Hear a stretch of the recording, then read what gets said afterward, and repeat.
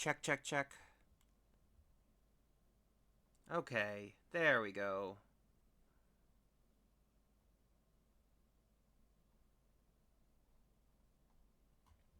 And then...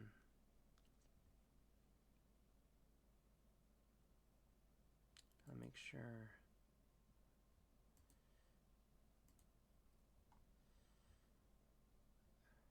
Console...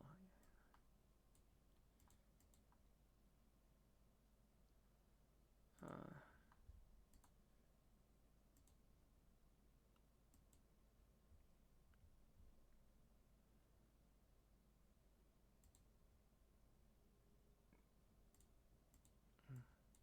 Sorry, just making sure everything's working alright. Okay. Alright. Yes, so, hello. Sorry about that, everyone. Hello to everyone who may or may not be here. Welcome back to the stream where we play non-violent games. Games that rather player for intellectual and or emotional engagement rather than for engaging in combat or other kinds of violent gameplay loops. We are back with the Great Ace Attorney 2 today. And I'm excited to be here. Sorry I missed you all on Tuesday.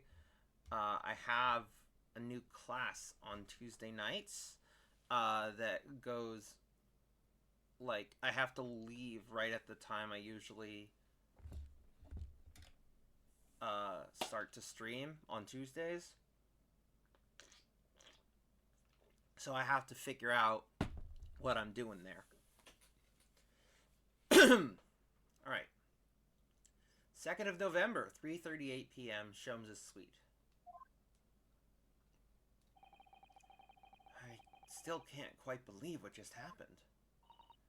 I know. I inquired with the bailiff after the court session was adjourned, and it seems Mr. Virgil was taken to hospital to recover. Right.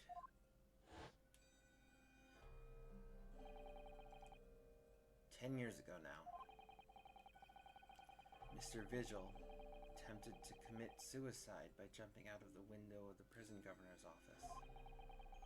But ever since then, he's completely blocked the memory of those events from his mind. Oh man, we didn't know that information last time.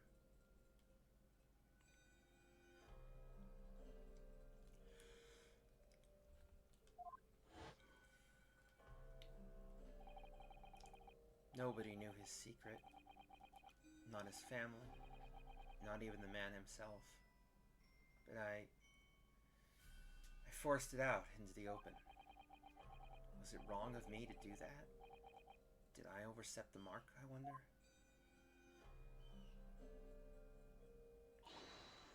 Bruno!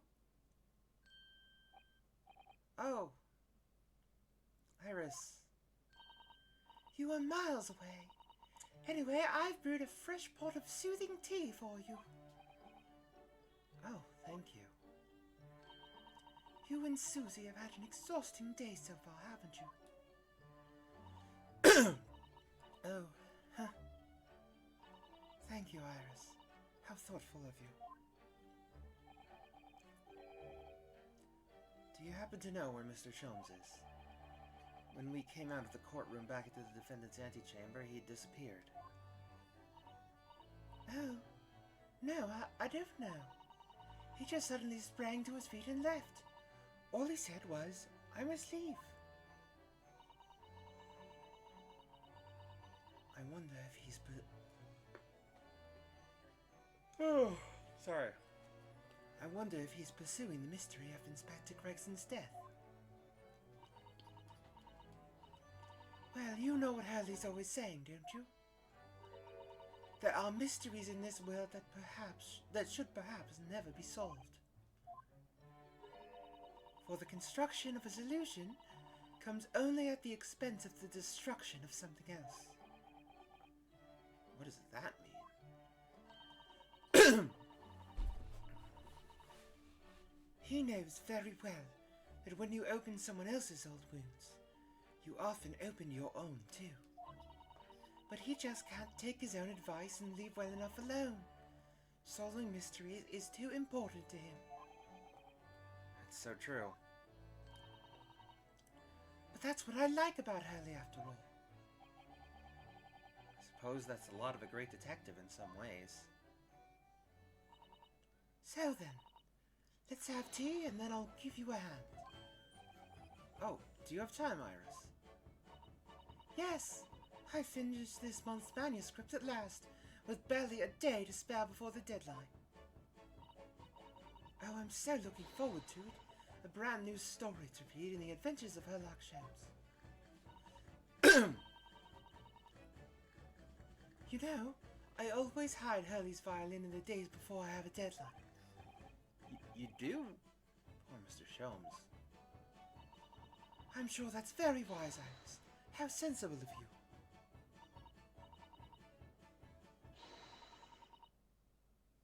Now then, my dear fellows, let's make a plan of action before we continue in our investigation.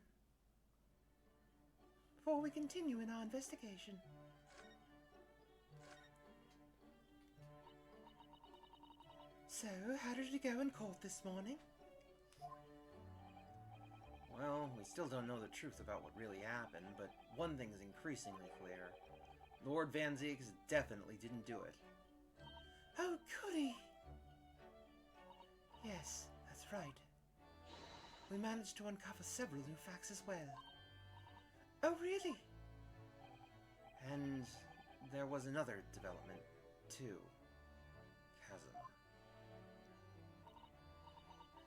Chasm.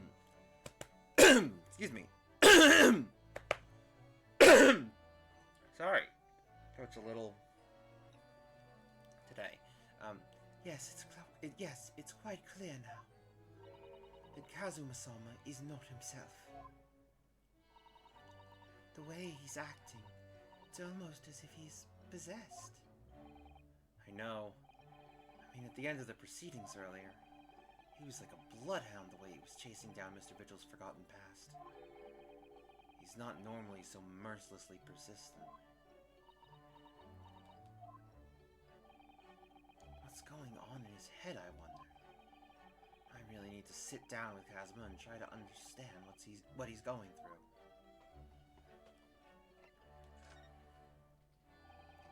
If Gregson was really murdered the day before his body was discovered, then Lord Van Zieks has to be innocent, you see. What? The day before? Well, that should be easy enough to work out just by examining the corpse, surely. Yes, you would expect so. But curiously, no time of death was included in the autopsy report. That is curious. There are still unanswered questions about Lord Van Zieks, though, aren't there? Oh, do you mean... I mean what he was doing there on Fresno Street that day in the first place. Well, according to the man's testimony, he said he was investigating Inspector Gregson, didn't he? And it turns out that little room was actually the inspector's secret office. Ooh, that sounds like it has all the makings of a wonderfully devilish plot. But then why was that notice board in there covered in all those particular papers? Papers about cases with a link to the Reaper. I'm starting to get a bad feeling about all this. Oh dear, that sounds more like something horribly devilish. We must start by looking into Inspector Gregson's movements of late.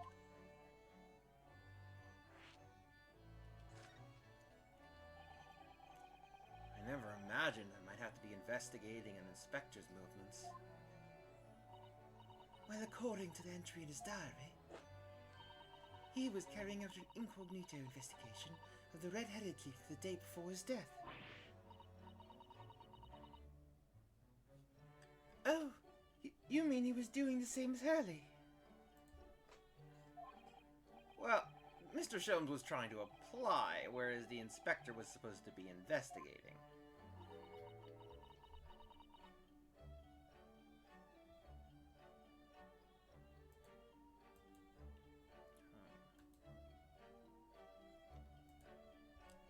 I do wish it had been the other way around. Anyway, as it turns out, the inspector who went to investigate the red-headed thief that day wasn't actually Gregson at all. It was Mr. Vigil in possession of Gregson's identification. You know what that sounds like to me? Establishing an alibi. Oh my, yes, you're absolutely right, Iris. But why would Gregson need an alibi? It would appear that the inspector had something to do that he wished to keep secret. I don't believe it. I always thought he was just a harmless lover of fish and chips. But perhaps they were seasoned with something a little more potent than salt and vinegar. I think perhaps we should try to move away from food analogies. Well, anyway, if Lord Van Zieks felt the need to investigate Gregson... Yes, I agree. We must try to find out what he knows.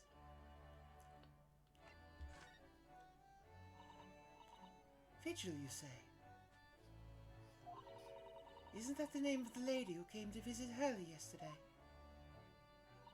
That's right. To ask Mr. Sholmes if he would help her to find her missing husband. Only Mr. Sholmes completely passed the buck to us. Actually, didn't you say that Mr. Vigil had been taken to hospital? Do you know which one? Ah, it's St. Sinners. I'm starting to wonder if all the other hospitals in London have closed down. But that's amazing, Bruno. You have found the lady's husband already. Well, I suppose I have. By accident. And 10 years ago, while Mr. Virgil was the chief warder at the prison, he was responsible for overseeing the professor's incarceration. No! So when the convict escaped, he was held responsible and immediately dismissed. Sometimes I really don't want to grow up. There's more. For 10 years after that, while he was ostensibly working as a peddler, he also had another secret job. He was paid by Gregson to be his stand-in, to impersonate the inspector. To impersonate Gregsy? But why? I have absolutely no idea. Ginny was right. I'm starting to think all adults are up to no good now. Including you, Bruno. I haven't paid anyone to impersonate me. That means he has ties to the professor and to Inspector Gregson, though. So I do think we ought to pay a visit to Mr. Vigil, don't you? Back to St. Sinners, then.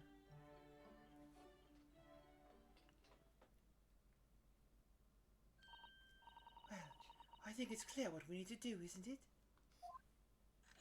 Let us investigate, my dear fellows. Oh, Iris, you're even more enthusiastic than usual today. If anyone has anything to hide, my special Wilson shooting irons will set them straight. That water pistol? It's stuffed full of a piping hot extra special blend of mine. Then I'm quite sure it will be very effective. I'd better be careful not to hide anything. Well, it feels a little strange that Mr. Sholmes is nowhere to be seen, but still. Let's go and see what we can find out. Yes. Yes. Yes and yes. Yes. Yes and yes. Yeah.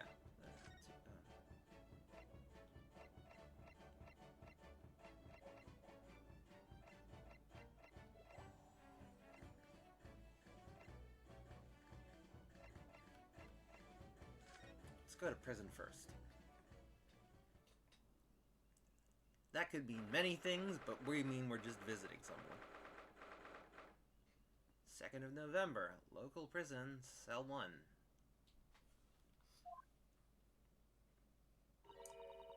Lord Van Zieks is reading. Look. He doesn't seem like he wants visitors, does he? But he must have noticed that we're here, surely.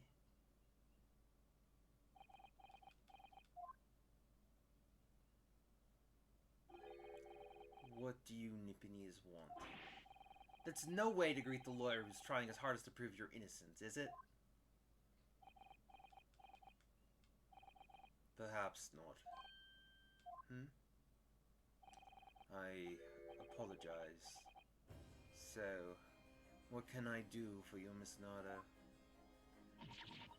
Lord Van Zeeks, speaking earnestly. Oh, the fog will lift over London for the first time in months tomorrow.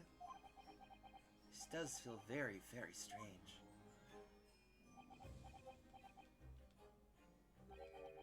I must say, I was impressed. Oh, well, thank you. Not by you, by your fellow Nipponese, your prosecutor friend. Oh, I see, yes. It's sardonic, don't you think?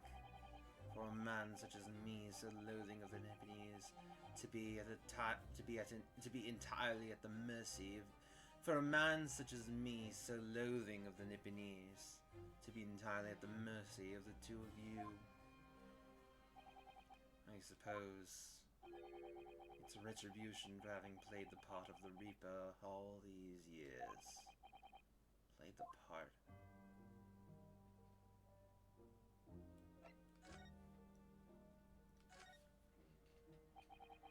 You once told me that you gladly allowed people to believe you were the Reaper, because it helped reduce the amount of serious crime that took place in London. If keeping quiet and playing the part benefits the cause I myself am committed to pursuing, then why would I choose to say anything? The henchman of a criminal killed by the Reaper attacked you only the other day. And that was just the most recent of many attempts on your life, wasn't it?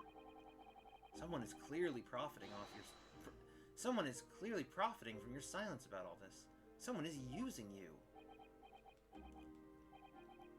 Believe me, ever since the Reaper first appeared, I've been doing my utmost to expose him. Or rather, expose the organization. Huh? It's a whole organization? It's inconceivable that all those accidents were orchestrated by one man. No, the Reaper always appears to have very accurate information about the accused in each case, which can only mean that somebody at Scotland Yard is involved. Someone at... You can't mean... It's taken me many years, but I finally identified the central figure in this Reaper organization. Tobias Gregson. No! Gregson? The Reaper?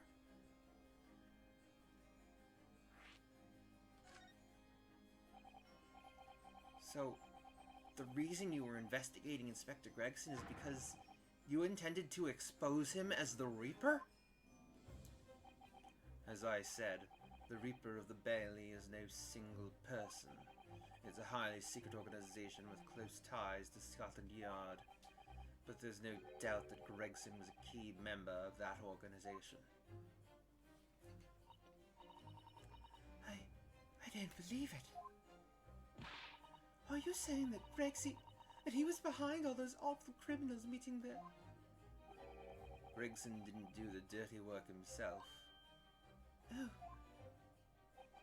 He was the tactician. His job was to covertly investigate the marks and plot their assassinations. In order to do that without arousing suspicion, he regularly needed a firm alibi. Which is where Mr. Virgil came in, posing as the inspector. Virgil knows nothing of the Reaper, but the room he rents on Fresno Street was almost certainly the headquarters of the operation. Gregson would have met the assassin there for briefings. So we don't actually know who carried out the killings, then. Actually, I do have a name. You what?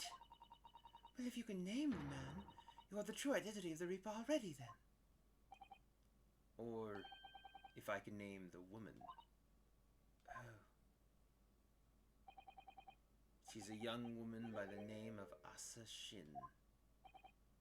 Wait, what? Shin? Miss Asa Shin. The true name of a terrifying killer I know only too well.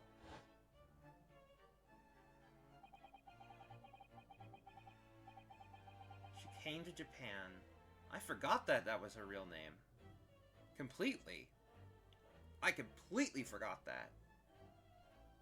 She came to Japan posing as a visiting student and murdered Dr. John H. Wilson.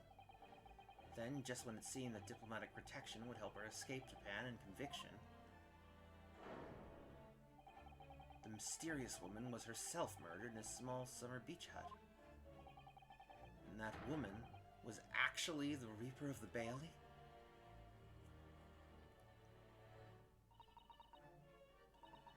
Miss Nardo, this perhaps isn't the place to discuss. No, of course not. We can't mention it here. The fact that she killed Dr. John H. Wilson. Because Iris doesn't know, and it's very likely that the man was her father.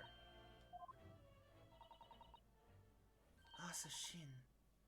I should let father know at once. Yes, I agree.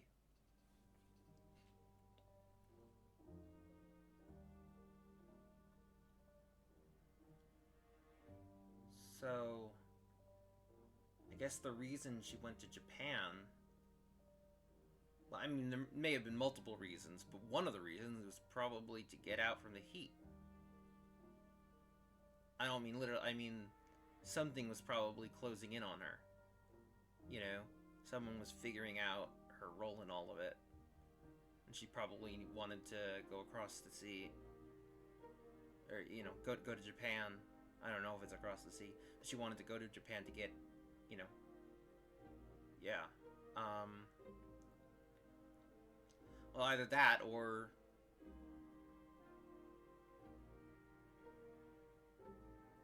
she went specifically to murder John H. Wilson.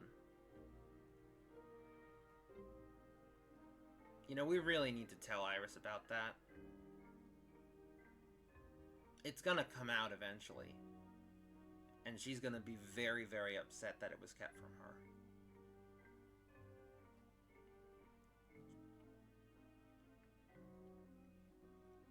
You know, we've committed several times to telling Iris the truth now.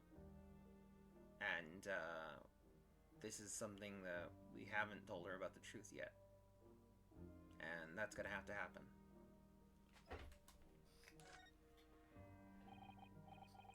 Kazuma, isn't it? Kazuma Asogi. You say he's a friend of yours. My best friend.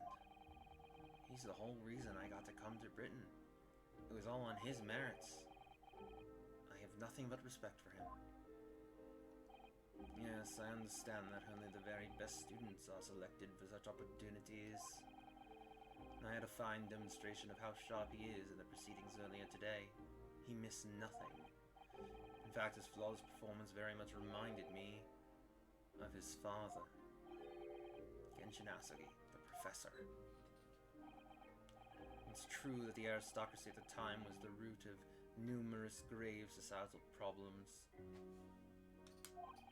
They were abusing their power, playing with the common man as pawns in politics, in economics, in war.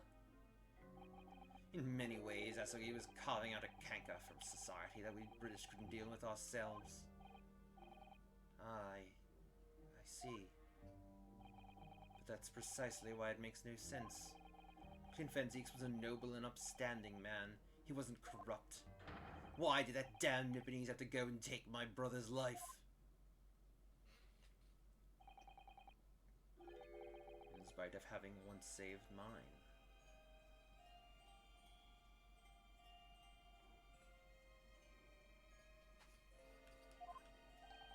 He saved your life?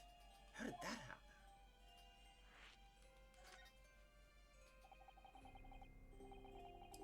It was 10 years ago, on a foggy night. What was to be the professor's final strike had sent a wave of panic through the capital. So Clint Van Zieks had already been killed at this point then.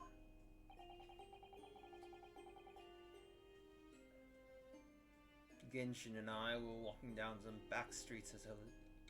Excuse me. Whoa. We're walking down some back streets at a late hour.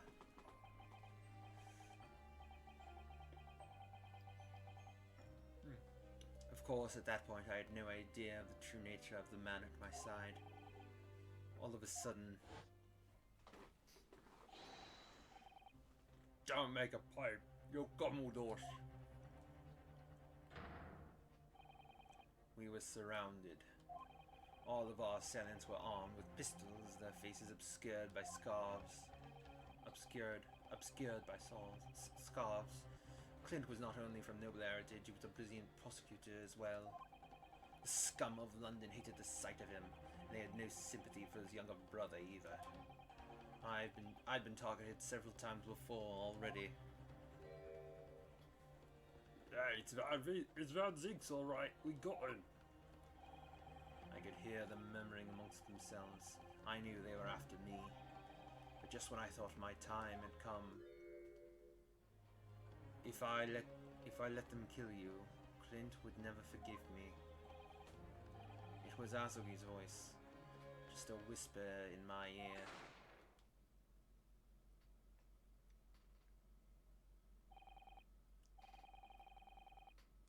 After that, I don't remember it. After that, I don't remember exactly what happened.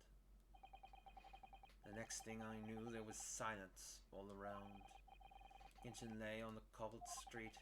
Blood was seeping from his left hand. He'd shielded me. Let me try that again. After that, I don't remember exactly what happened. The next thing I knew, there was silence all around. Genshin lay on the cobbled street. Blood was seeping from his left hand. He'd shielded me. 2 days later, they arrested him on suspicion of being London's most notorious mass murderer ever, the Professor. How awful for you. All at once I lost the brother I revered and the foreign friend I held in such high regard. I'm so sorry, Lord Van Zieks.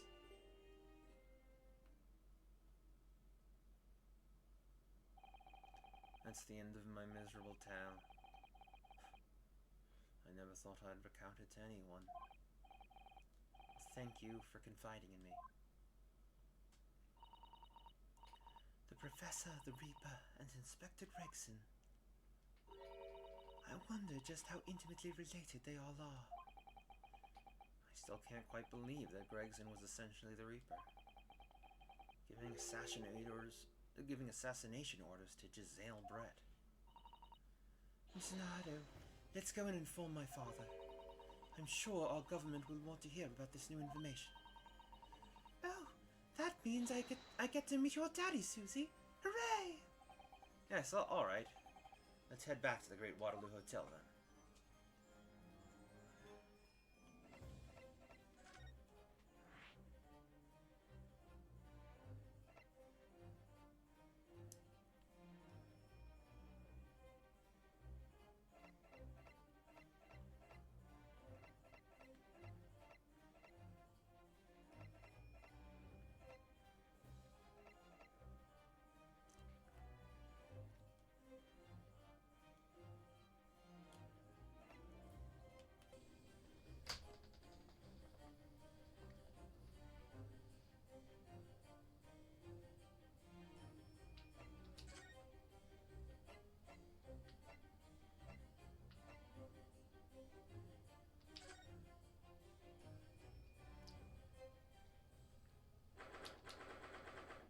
Second of November, room on Fresno Street.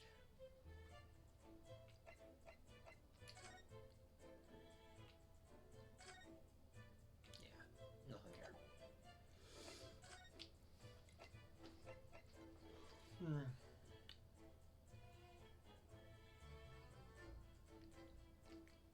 Oh shoot, I forgot to update the Twitch information. Shoot. Shoot.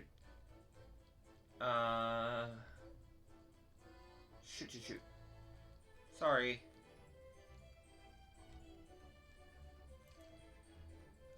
Stream info.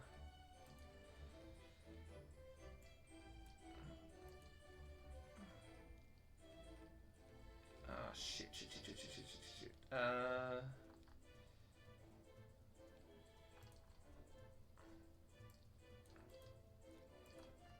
Shoot, shoot, shoot, shoot, shoot, shoot, shoot.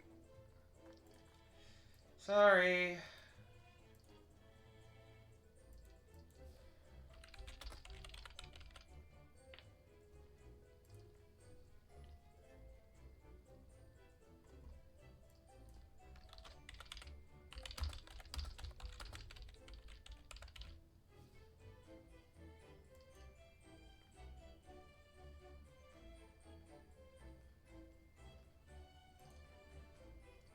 Okay. I hope that, works. I hope that works.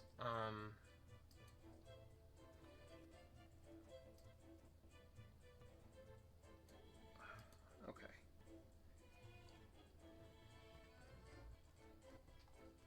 Sorry. Yeah, sorry, folks. Okay.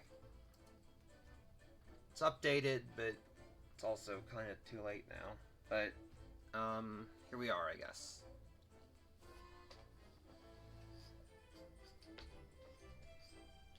In some ways, this place seems to rather suit Lord Vincent. Oh dear, did I say that out loud?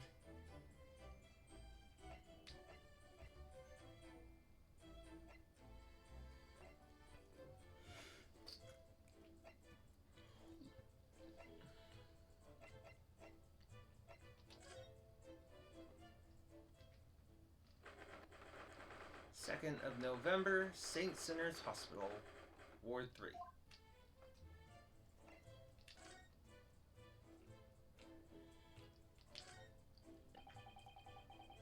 These must be the patient's treatment notes. Let's see. Tendency to jump from windows. Remember to place cushion at the base of wall outside. Aren't we a story up from the ground here? Oh dear. Poor Mr. Virgil. I can't help feeling that there's a better solution to the problem than a cushion, though.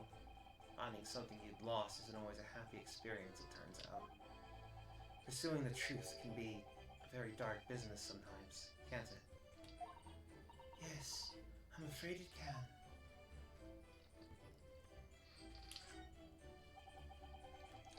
There are all sorts of medicines in this cabinet. Look. I'm not sure if it's safe leaving them in reach of everyone like this. Yes, you're right. I can imagine if you were peckish, you might try some of the pills. Well, at least there seems to be a little lock to secure the cabinet doors. I don't imagine that would stop you if you were hungry. I worry that you'd break the lock.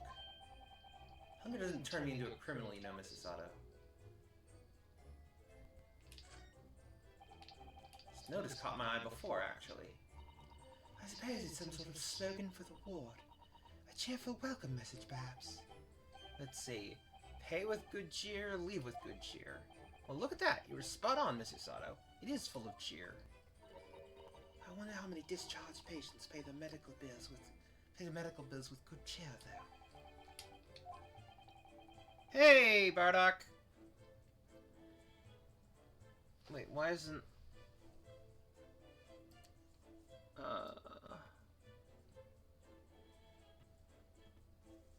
Oh, man. Come on.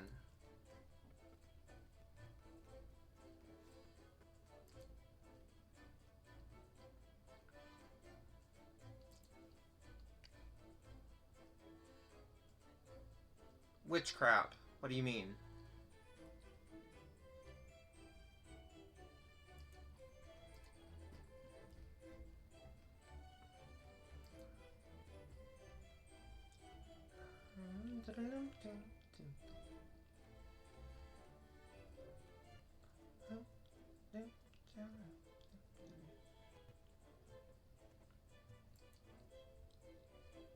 Oh yeah, that.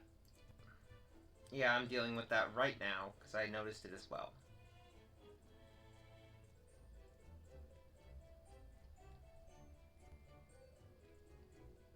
To everyone who can't see the stuff in the text box, because, well, that's what we're fixing right now. That's what I'm referring to, and that's what we're fixing.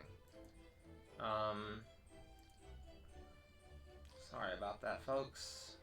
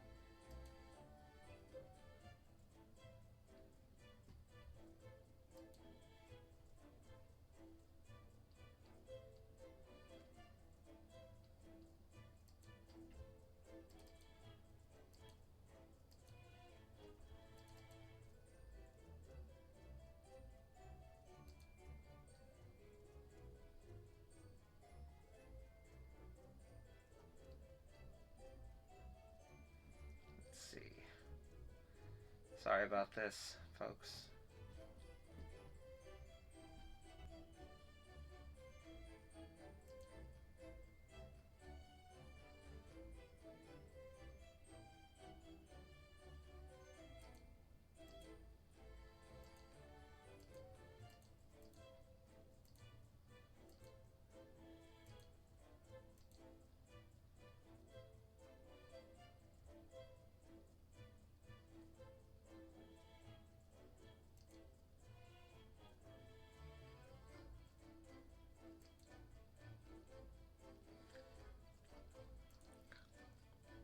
Let's see,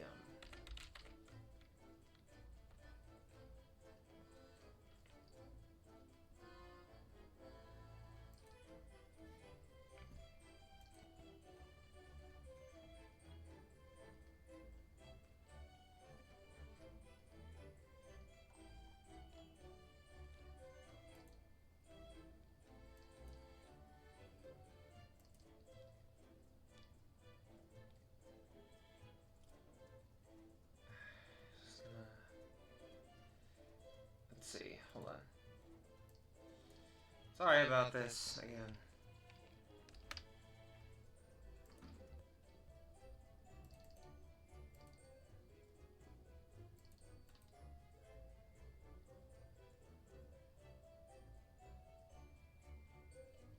Oh, oi, oi, oi.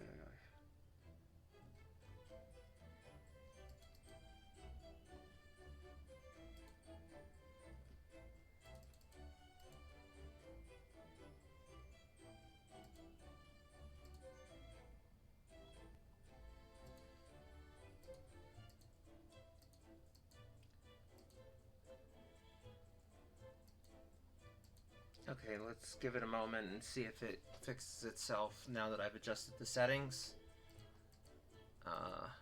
Right now it obviously hasn't, but hopefully it will. Hopefully.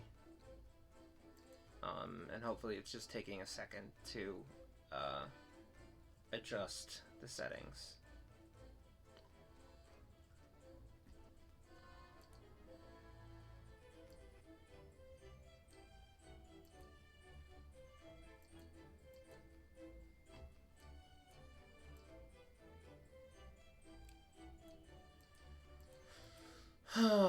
Sorry about this, folks. Alright.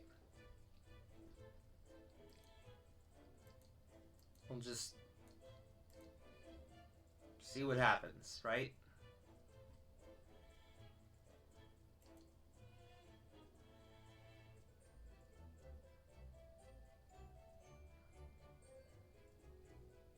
Yeah, we'll have to see what happens.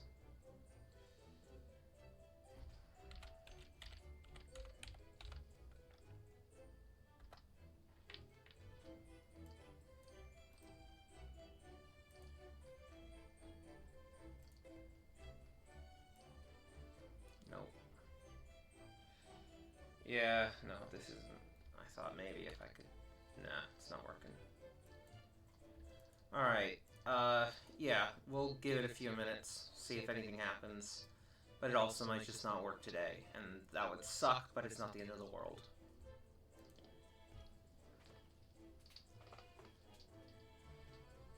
What I will do, though, is I'll turn off the chat box background, as long as there's no, actual chat going on. It's just kind of distracting at that point. So, there we go.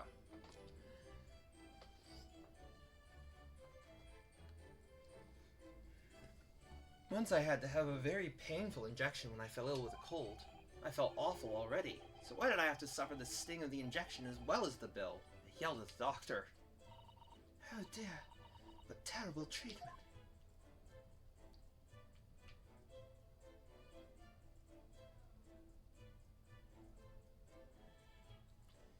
Yeah. Very few people like shots. Patient treatment notes. What are these, I wonder? Endlessly obliging. I suppose it's referring to the patient in this bed. I would think so, and until Mr. Virgil is a little more stable. It's probably just as well that he's a kindly person in the neighboring bed. endlessly part is a little worrying, though, isn't it? I mean, what if Mr. Vigil suddenly declared that he'd like to take a trip out the window? Would this endlessly obliging patient simply open it for him and say, "Be my guest"? Oh, alright, Bardock. Thanks for dropping by. See you later. Let's check with the doctor later.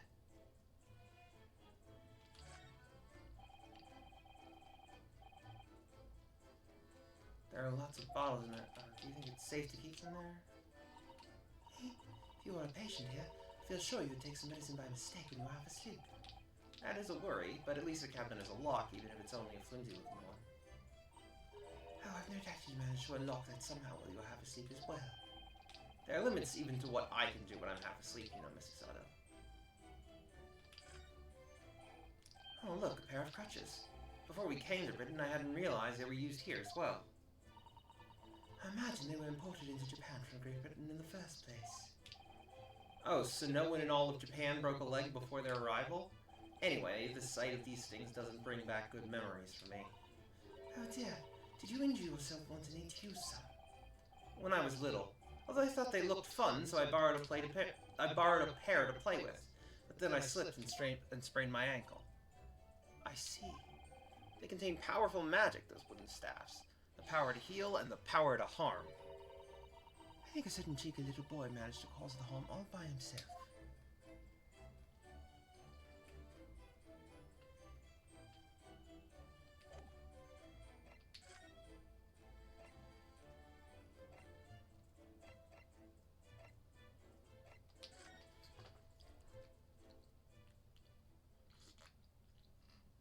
Oh, the chat box is working.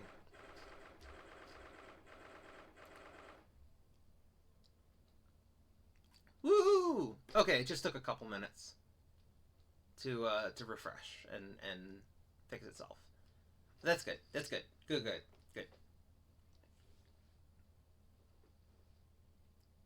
Sorry, sometimes I don't know what the camera is, and so I use my hands, and then it's like, oh, you can't see my hands. Anyways,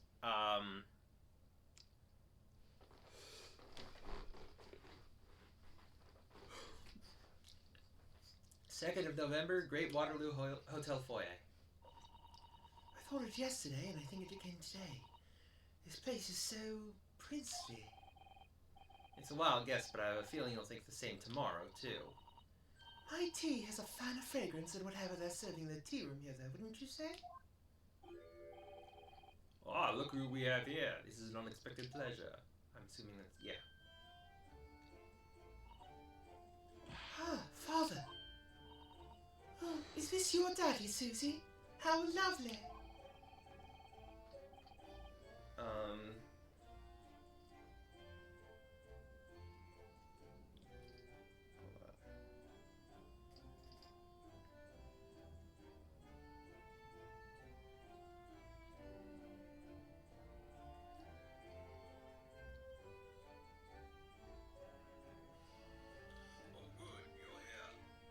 What a charming young lady. And you are?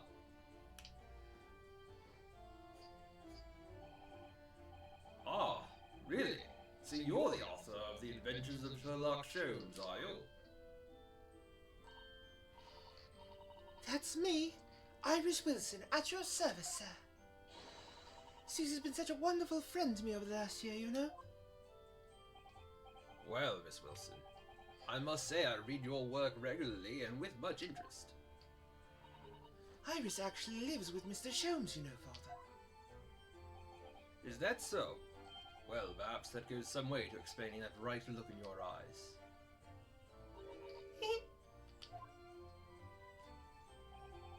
You wouldn't be smiling so airily if you knew just how bright she is, believe me. Now then, young Narolo. It was a pleasure seeing you in action earlier.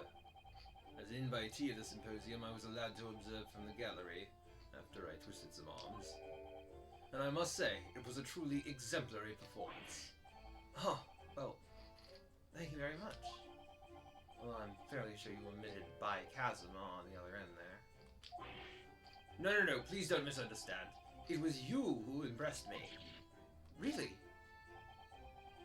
You didn't miss a step against Asugi. and we all know how capable he is. Really, to have matured as such a fine defense lawyer in less than a year is quite extraordinary.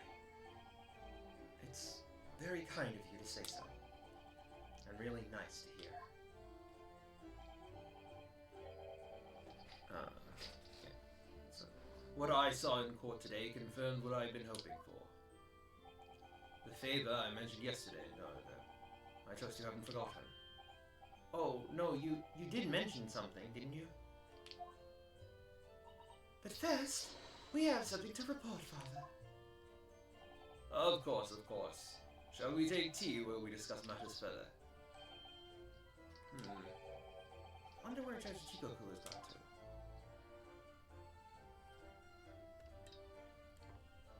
Okay, that's better.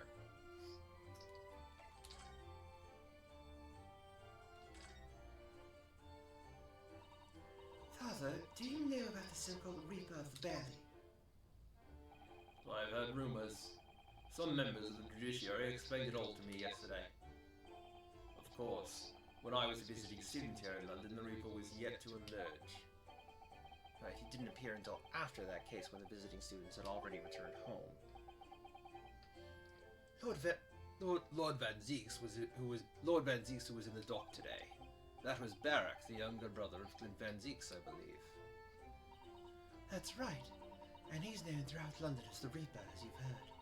But the truth is, it wasn't him behind all of those mysterious deaths. It was somebody else. I see. So what you're saying is there's been a professional killer at work here. Exactly.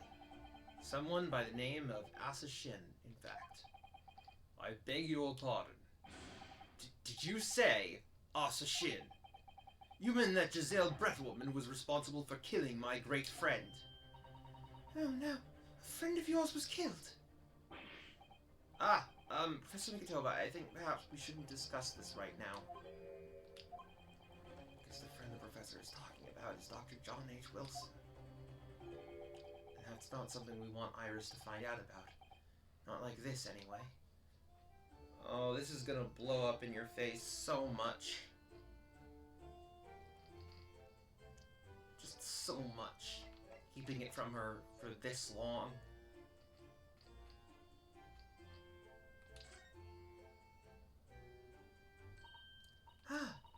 I've just remembered something. Biscuits. This hotel has the most delicious looking biscuits.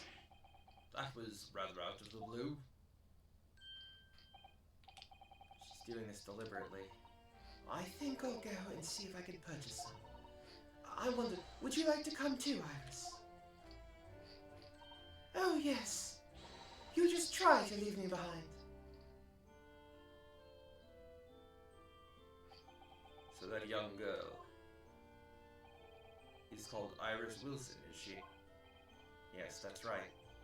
And she's the author of all those adventure stories saw in the great detective shows. But the name of the credited author isn't Iris, is it? It's Dr. John H. Wilson. Yes, I know. That's the name of her father, you see. Her father? Dr. John H. Wilson. I was deeply indebted to the man for all the kindness he showed me during my time in London. That's why I was keen to reciprocate and invite him to the Imperial University 4 years ago. But he was murdered last year by Giselle Brett. Why? Why would they have the Reaper stretch all the way to Japan? Iris knows nothing about that case, but it seems very likely that the victim, Dr. Wilson, was her father. Well, I can't see that we ever spoke about his family, so I don't know if he had a daughter or not. But I think I can say with some certainty that he was never the great detective's partner. So it could have been another Dr. Wilson, you think? Well, John and Wilson are both common names, after all. Still, it's probably best not to mention this to the young lady until we can be sure. That's what we thought, yes. We're back with cinnamon biscuits. Ooh, they smell delicious, Iris. I think cinnamon will go very well with the tea they serve here. Don't you, Susie? Yes, I'm sure you're right, Iris.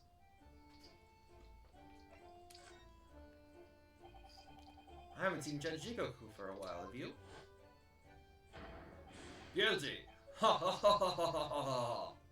No, that is not the voice I gave him.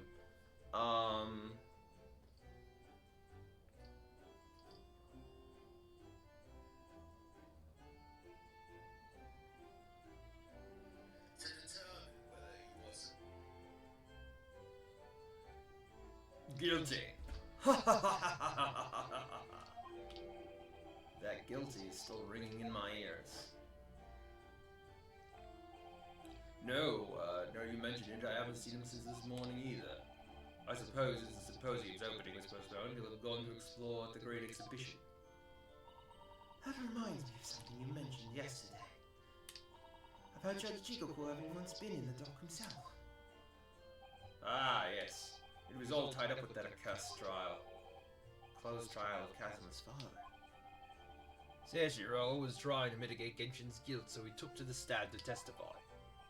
But he got a little carried away and, actually managed to break the witness stand. Oh my! He also said some contemptuous words about the British Empire, for which he was charged. Oh dear. Although it's worryingly easy to imagine him doing that. Well, it was alright in the end. He was acquitted and we returned home to Japan together. Thank goodness. Ah yes, talking of Seishiro, I have a copy of the photograph we all took together here yesterday. Please. Oh, what a lovely picture. Certainly seems to shout, we've arrived in Britain. It entered into the court record. None of us had any idea what was coming when we took that, did we? No, that's so true.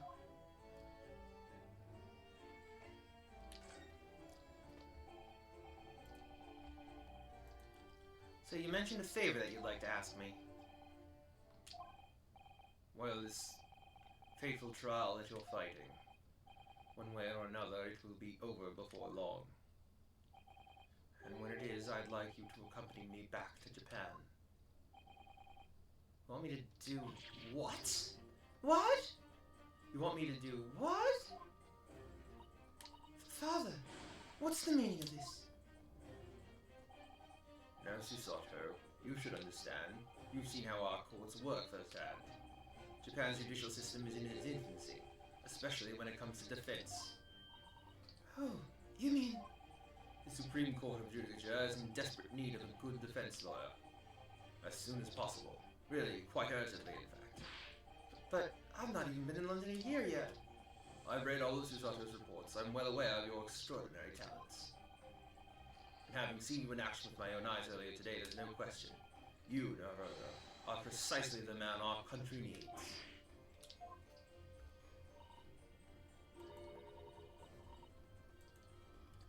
So, you'd be leaving then, Reno?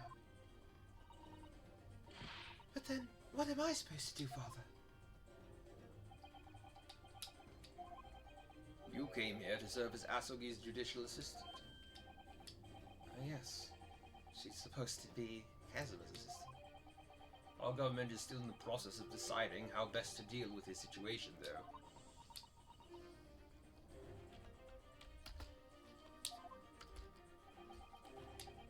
You've always chosen your own path, Susato, and I trust your judgment. In this matter also. Father. Please, the pair of you, don't look so downcast. It's merely a suggestion, you understand. A hope, if I'm honest, but I won't force you. All I ask is that you consider it, and come to a decision by the time this trial concludes. Yes. All right.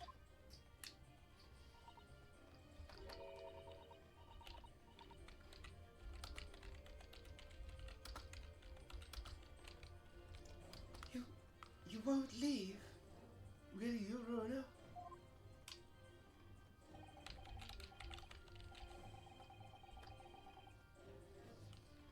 Thought hadn't even crossed my mind.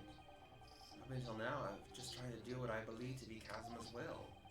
But it turns out that he's still alive, so... where does that leave me?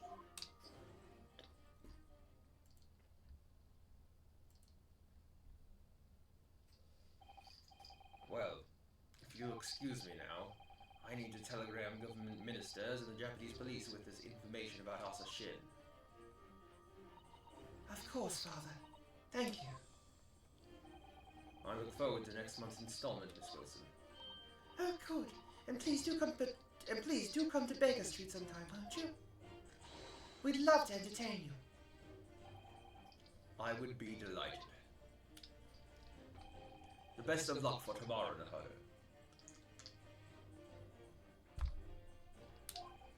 And give my suggestion your full consideration, won't you? Yes, I will. I'm back home.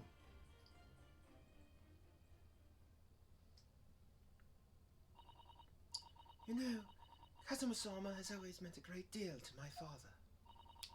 I'm sure he'd love the chance to meet with him and talk to him about all of this. Yes, no doubt. Asa Shin, who's this? Of course, it's so obvious. Asa Shin! Of course, it's so obvious! How could I have neglected to consider the possibility before now? Look, Mr. Sholmes. Hurley, where have you been? Why, I joined you all for tea, of course.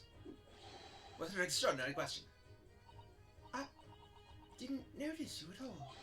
No matter, no matter. Anyway, to more pressing concerns. Mr. Arno. Oh, Yes. I must dispatch a telegram to your country at once. It is a matter of much urgency. To Japan, you mean? Tell me, to whom can I entrust this task? Quickly now, who? Well, my father has just now left to send a telegram to the Imperial Police Bureau in Japan himself. I see. Well, he looked reliable enough for a bearded fellow. I don't think what father sports could be considered a beard, Mr. Sholmes. There's not a moment to lose. Kindly ask your trusty unshaven father to see this is sent. I will, but what is it? No questions at this time, if you please, Mrs. Otto. All we can do is pray that for once my deduction is awry. Doesn't that imply that your deductions are normally correct, Mr. Sholmes? Which isn't exactly. Now then! You may be surprised to learn that I am a very busy man. I certainly have no time to hide behind settees and eavesdrop on other people's conversations. So that's what joining us for tea meant. I leave the sending of this in your hands, my dear Liz. Oh, wait a minute, Mr. Sholmes. He just sort of ran off, didn't he? At quite a pace. And left the unpaid bill for his tea behind, too. I must catch up with father at the telegraph office at once. And I'll run and call us a cab, straight away. And there was me, thinking everyone would be clamoring to pay Mr. Jones's bill. He really is Phoenix's ancestor.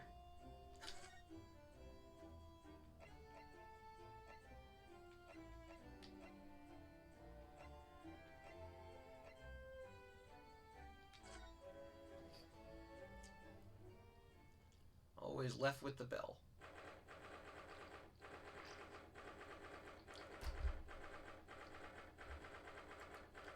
Second of November, British Supreme Court, Lord Chief Justice's office. No arguments, Professor Asugi. No, that's not Strongheart. What's Strongheart?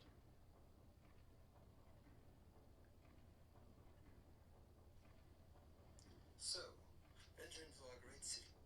No arguments, Prosecutor Asugi. You will continue with the trial exactly as I instructed. Is that clear? Perfectly. It's Kazuma-sama. Defying Lord Strongheart by the sound of it. He never did know when to back down. Neither do you.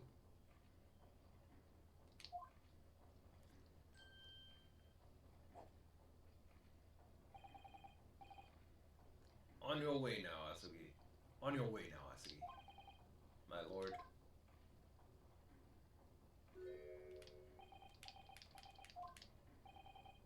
Kazuma.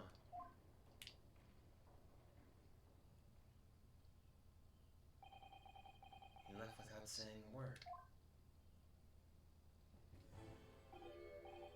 Yes? What are you doing here?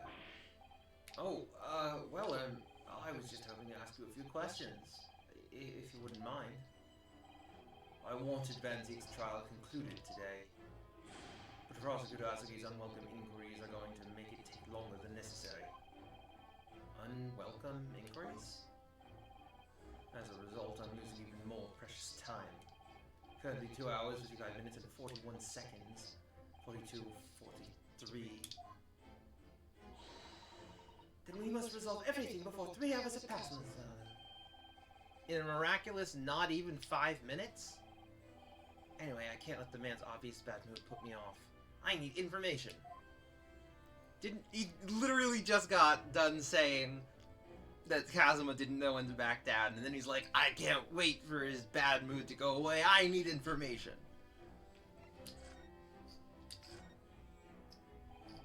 Does Prosecutor Asugi believe that Lord Van Zeeks is the Reaper? I wouldn't know. It was 10 years ago, in that fateful closed trial, that Lord Van Zeeks made a name for himself among the judiciary. But the next trial he fought, he lost. It meant the ringleader of a criminal organization was acquitted, thanks to all the jurors being under duress. That's awful. The man's freedom was short-lived. It lasted just 3 days. Yes, let me see. He died in a rock slide at his place of work, I believe. Correct. That was the inauguration of the Reaper of the Valley. And people believe Lord Van Zeeks was responsible? He was brought to trial himself, but it was shown to have been an accident. So he must have had a solid alibi then. Nevertheless, the mysterious deaths continued. In total, 16 persons perished in unusual circumstances, ostensibly at the hand of the Reaper. That's a long run of coincidences. Well, the Reaper's true identity may well be revealed by this trial. And the impact that revelation would have on the British public cannot be understated. Is that why it's a closed trial? Precisely.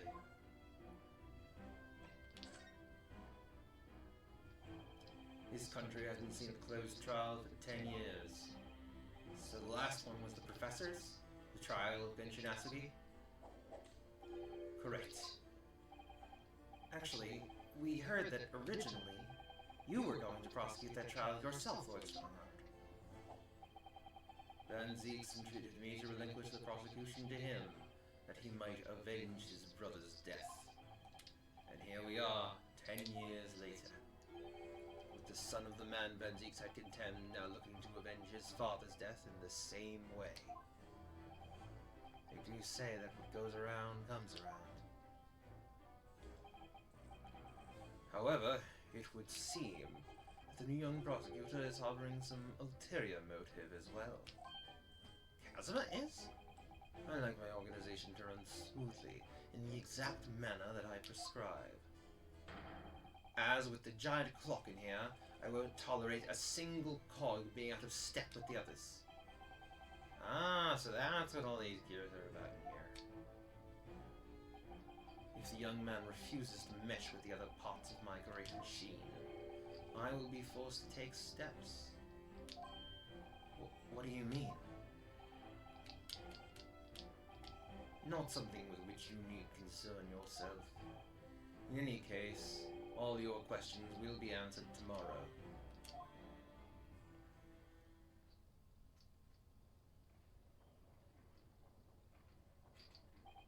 Now, I shall have to ask you to excuse me. As of this moment, I have been delayed from attending my next meeting by precisely 3 hours. Oh my, that is a long time. And I hold you entirely responsible. Even though we miraculously managed to fit everything into not even 5 minutes? I wonder if you might agree to us, talking with Prosecutor Asugi? Discussions between the defense and the prosecution outside of the courtroom are generally frowned upon. However, I will make an exception in this case. Now go. You can find him in his office. Oh, thank you.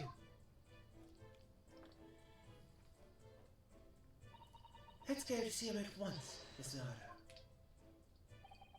Kazuma's my best friend in the world, but I'm really not at all sure I know how to talk to him at the moment.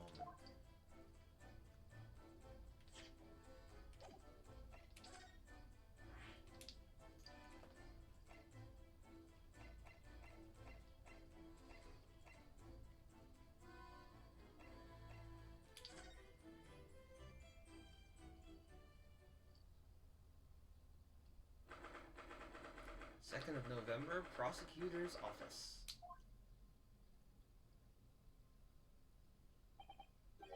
So, this is the office of Prosecutor Asogi now, is it? Kazuma-sama is doing so well for himself. Even though he's always forced to kneel on the floor, Japanese style, in that dark corner. It's his habit to sit Caesar whenever he's working.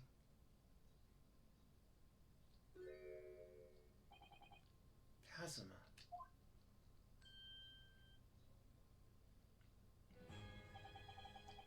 I thought it wouldn't be long before you paid me a visit, Ranosuke. I was right about what I said, wasn't I? Sorry? That you have all the makings of a great defense lawyer. Well, I always believed that you'd fulfill your dream of advocating in the British courts. I just never imagined for one second that it would be as a prosecutor. Seeing you stand in a foreign courtroom, so gallantly realizing your dream, Kazuma-sama. I'm truly happy for you. And I am truly thankful to you, Judicial Assistant Mikotoba. Ranosuke, I always thought it would be fun for you and I to shake up the British legal system a little together. This isn't quite how I envisaged it, but I suppose it's just another twist of fate. I've learned a lot of things during my time in London. Hasusada-san's father was himself a visiting student here once, along with Judge Jikoku, and about what happened with your father. Then you'll have no difficulty understanding why I had no choice, why I had to find a way to get to Britain as a visiting student myself. I want to hear it from you, Kazuma. As you wish, Ranosuke. As you wish, Ranosuke.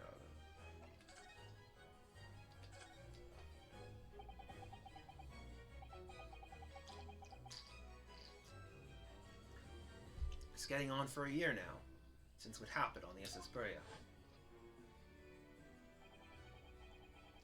We were heading across the oceans from Japan to Great Britain, when a bizarre series of coincidences led to those tragic events. I thought I'd lost my best friend forever. I must have been unconscious for a long time. When I awoke, I was lying on a bed. It was a narrow little room. There was a posy of flowers by the pillow. It took me a little while to realize that I was in the cabin of a ship. I slipped out of the room and headed up onto the deck. We were already suffering from amnesia at that point. Yes, I didn't know what had happened or where I was. There was just this voice in my head. You have something you have to do. Something no one else can know about. Go to Great Britain. Your task awaits you there.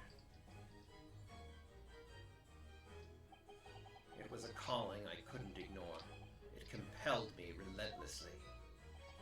Out on deck, I saw that I was on a huge steamship and we were docked in a large port. It must have been Hong Kong. Yes, it must have been. Oh, yes, it must have been. Presumably just before they were due to carry your body off the ship. I had no idea of the situation, but I did have the feeling that this was in some way my last chance. So I concealed myself among the disembarking passengers and went ashore. Then I disappeared into the crowded streets of that foreign port city, so I could plan my onward journey to Great Britain.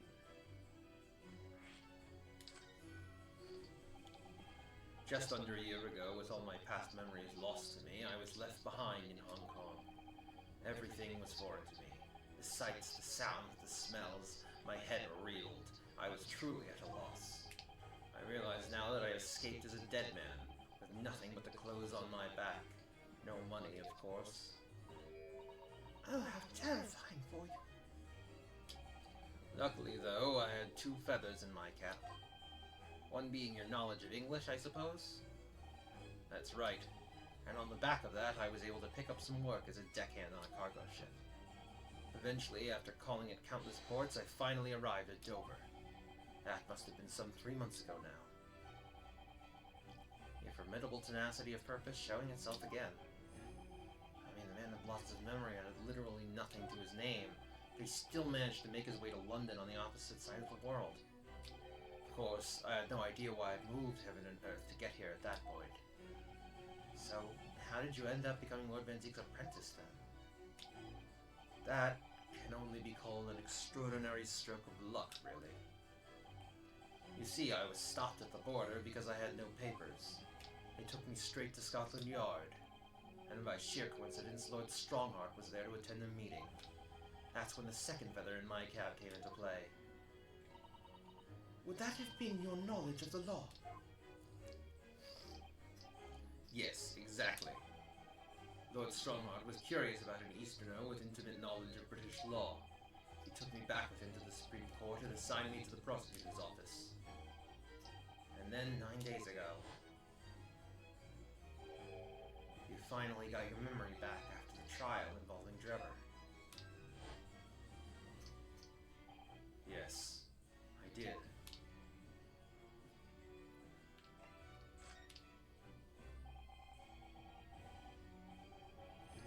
Ever since I first met you at UMA, you talked about your dream.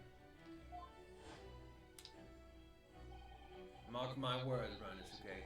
I'll be chosen as a visiting student and make my way to Great Britain someday. Did you know the entire time about what happened to your father here? 16 years ago. When my father left on that exciting trip to Great Britain, I was just a boy. We took a photograph together the day before his departure. It's my last memory of him. What I remember most about my father is his unswerving sense of justice. 6 years after he left, a gentleman called at our family home. He told me that Genshin, my father, had been taken ill in England and passed away. It was Professor Mikotoba, your father's son. Oh my. Ever since then, the professor was very good to me. He even helped to fund my university education at UMA. I'll be forever in his debt. But nevertheless, I just couldn't bring myself to believe what he'd told me. Oh. Then one day, a letter arrived at our house from Britain. There was no indication of the sender, so I opened it, assuming it was from an old acquaintance of my father. What I read in that letter changed my entire life. What did it say? It said that my father had been a mass murderer, and the writer cursed the Asui name. Oh no. As a result of that letter, I found out what had been hidden from me all those years. Presumably, the letter was sent from a relative of one of the victims. Whoever it was had been a member of the judiciary, he could have been present at the closed trial. The letter revealed that my father had been sentenced to death, executed for being a killer. I'm so sorry you had to find out that way. I imagine the British government did its very best to silence whoever sent that letter. But someone who knew the truth and couldn't bear the resentment was always going to be a problem. But still, it could have been written by anyone. Why would you believe such a thing? There was a newspaper cutting included with the letter. It was the first I'd ever heard of the professor and his terrible killing spree. Well, what did my father have to say about the letter? I couldn't bring myself to show it to him. What? Why not? Because he deliberately concealed the truth from me by telling me my father was taken by a fatal illness. That couldn't have been easy for him, and he'd done it out of consideration for my feelings. So instead, I showed the letter to Judge Jigoku. To the other visiting student. He faltered for the briefest of moments. But then he just laughed the letter off. But in that moment, I saw it on his face. He was undeniably shocked, shaken momentarily before recovering his voice.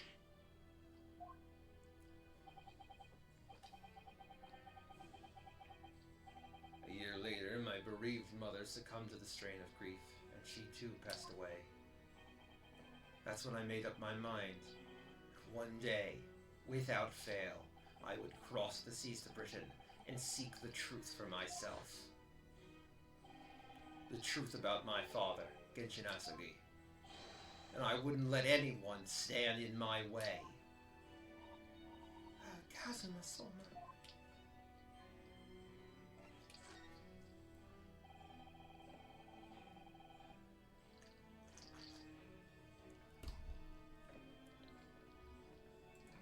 What we learned today in court turned things completely on their head. It was an impressive piece of lawyering, Renosuke Naruto. Lord Van Zieks isn't the Reaper, you know. I almost don't want to believe it myself, but it turns out that Inspector Gregson himself, the victim, was. It's clear that the Inspector was behind the Reaper's activity all along. What? You mean you knew? The real question is who's been giving orders to the Inspector. Yes, Derek Van Zieks is the real Reaper. And I know that 10 years ago it was him who decided my father must be a mass murderer and sent him to his grave. No, it was merely saying that justice was done as the law dictates. He's not to blame. Ultimately, it's people who condemn people. The law is just a tool they use to do it. And when a man condemns another, he must take responsibility for his actions. Of course he must. But I know for certain that my father would never have taken another man's life. Kazuma. On the contrary, my father's life was taken by the Reaper.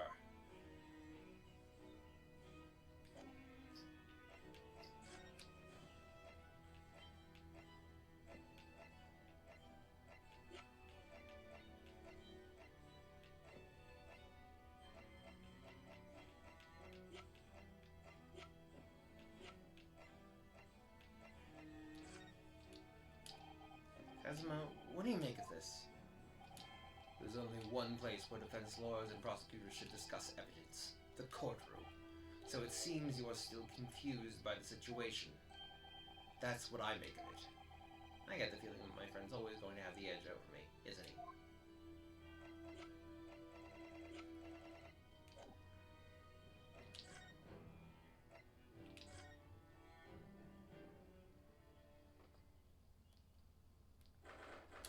Second of November, St. Sinners Hospital, Ward 3. This is the ward where Mr. Virgil... Oh, This is the ward where Mr. Virgil was brought, apparently. to be frank, I'm a little worried about seeing him again.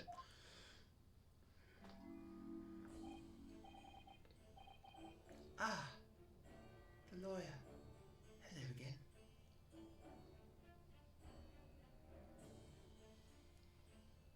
Wait, hold on.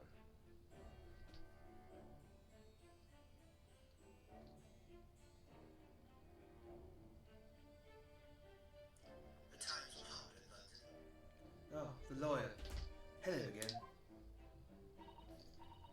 Are you feeling better now, Mr. Virgil? Yes, thank you. Somewhat better. I'm so sorry to have caused you to... And it was because of me. If I hadn't exposed your secret and forced you to remember things you'd so obviously tried to forget. The prosecutor was here until a few moments ago, too. We just missed him. Oh, Kazuma beat us to it. He said much the same as you. He was very apologetic. The truth is, I brought all this upon myself. Please don't think like that. Keeping it from Evie, my wife, all these years, I've carried such a sense of guilt. But that's not the worst of it. Over time, I obviously came to deceive myself as well. You mean about your dismissal? Looking back now, I'm beginning to think that perhaps Inspector Gregson didn't stumble across me by accident at all. I'm beginning to think that perhaps Inspector Gregson didn't stumble across me by accident at all. I mean, he compensated me so generously for acting as his stand-in. He was clearly concerned for my well-being and doing what he could to help. So perhaps Gregson knew exactly what had become of Mr. Virgil all along then. I'm sure this is just desserts for 10 years of lies and deceptions, but it wasn't me that helped the professor escape 10 years ago. It wasn't me.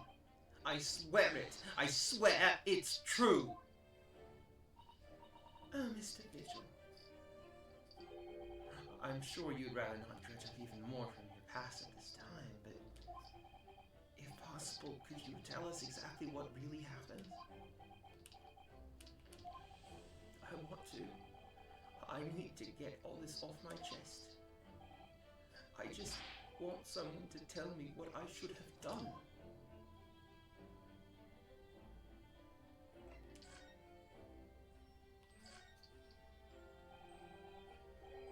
Inspector Gregson was obviously engaged in a special operation of some sort.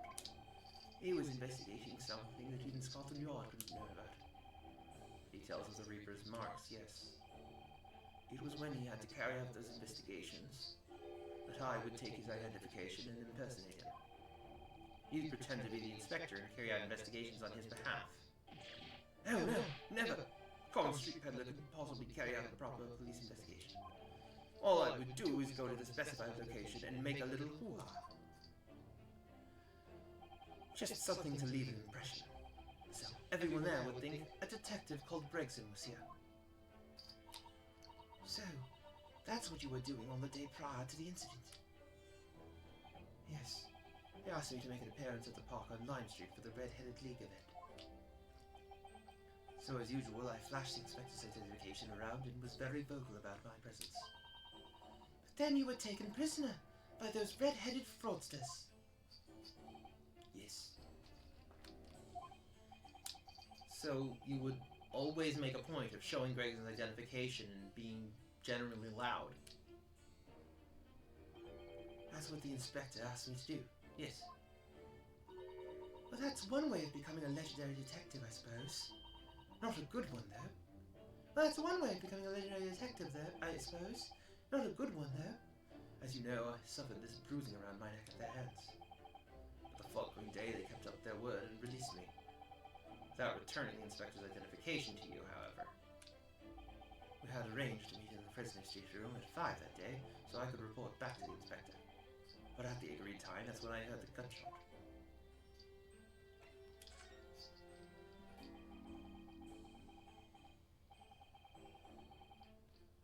It was at midnight on the 17th of June 10 years ago. That was the time scheduled for the execution.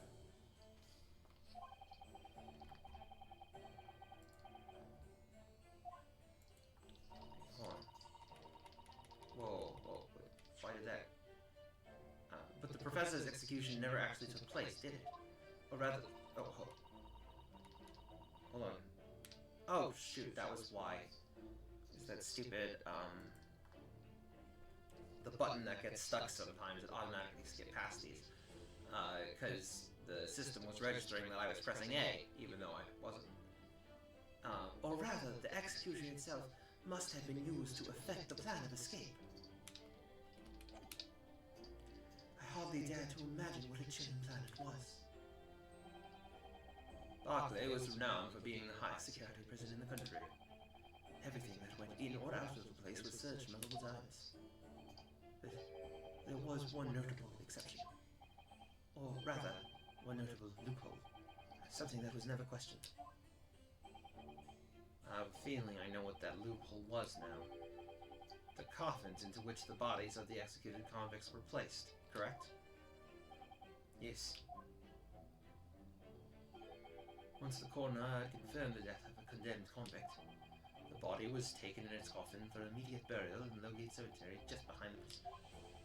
The chief warder first had to sign the necessary papers, and after that, no member of staff was permitted to touch the coffin containing the body again. When executions took place, only the executioner and the coroner were permitted inside the chamber. I would wait in the adjacent room for word that the condemned convict was dead. On that occasion, once I had that confirmation, I went to the mortuary to find a lone coffin, as usual. The procedure was that I would sign the paperwork having checked the coffin, then nail it shut. But for some reason that day, the coffin was already nailed shut. No! I didn't think anything of it at the time. I assumed that my deputy must have checked the coffin and nailed it shut before I arrived. So you mean the coffin contained... Yes. I can only imagine that Astley, having escaped his execution somehow, was alive inside the coffin. The coffin was then taken out through the main gates and deposited in Lowgate Cemetery. Presumably there wouldn't have been enough air inside to breathe for long. So in the early hours following the burial, somebody dug up the coffin again to set tension free. But in the end, he was fatally shot in the graveyard anyway. What on earth really happened in Lowgate Cemetery that night, I wonder? I'm afraid I really don't know. All I can say with certainty are two things. As to we couldn't possibly have escaped that way without help from somebody working in the prison. And that somebody was not me.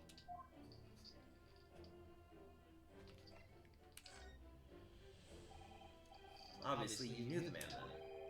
The professor, I mean, in gymnastics. Yes.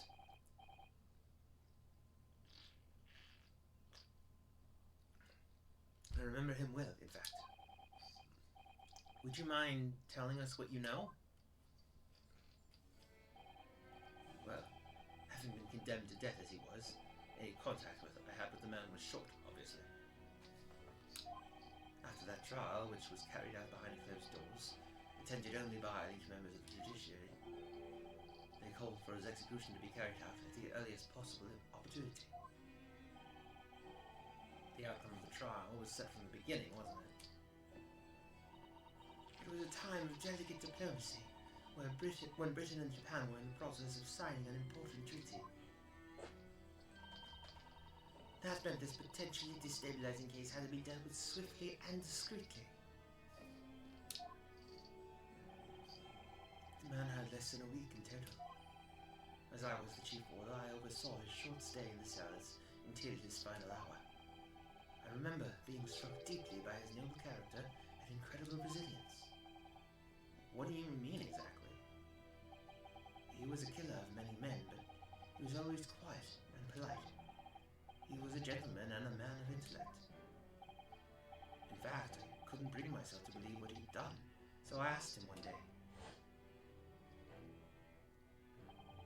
Those 5 members of the aristocracy whose lives were taken, were you really responsible? I'm guilty of the unforgivable crime of ending another human's life, yes.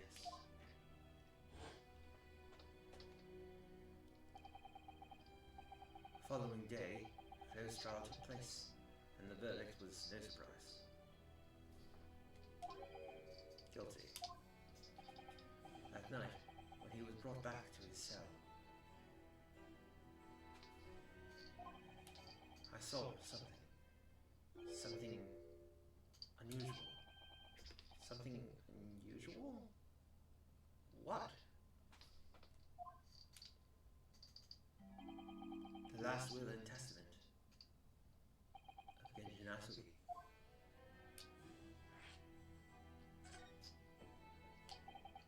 As I said, it was on the night following his trial, after he'd been found guilty.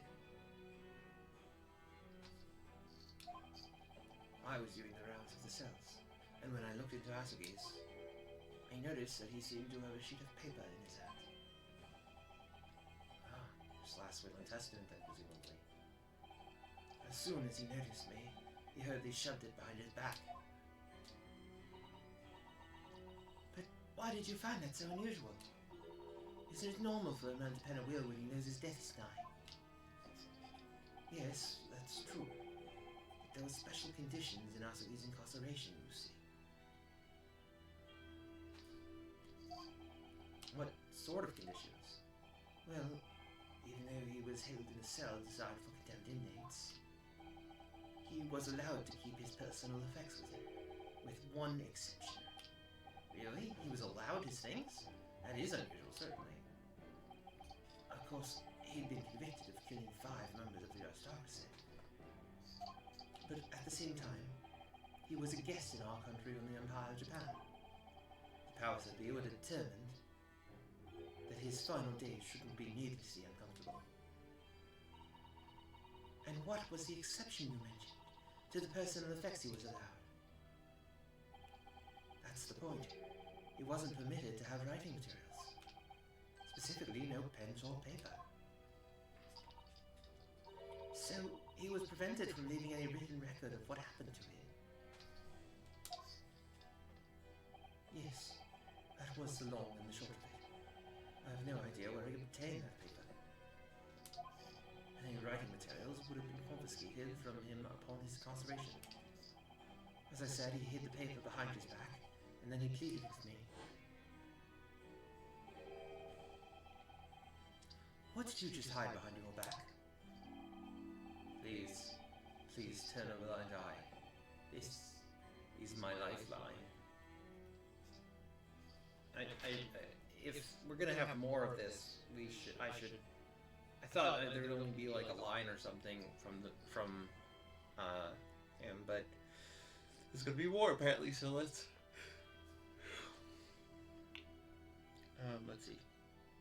see.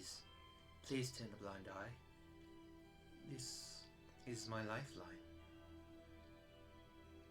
Please turn a blind eye. This is my lifeline.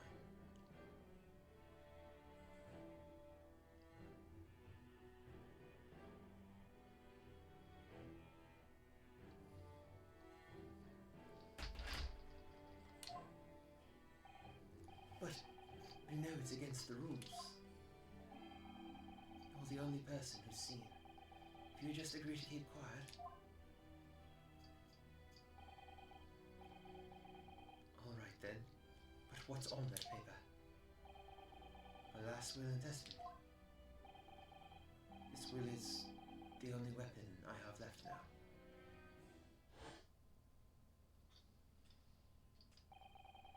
How can a will be a weapon? So I decided to pretend I had seen nothing, and I let him keep his will. But then later, it just seemed to vanish without trace. What? What do you mean it vanished? It would seem that is in the end of the story of this mysterious well.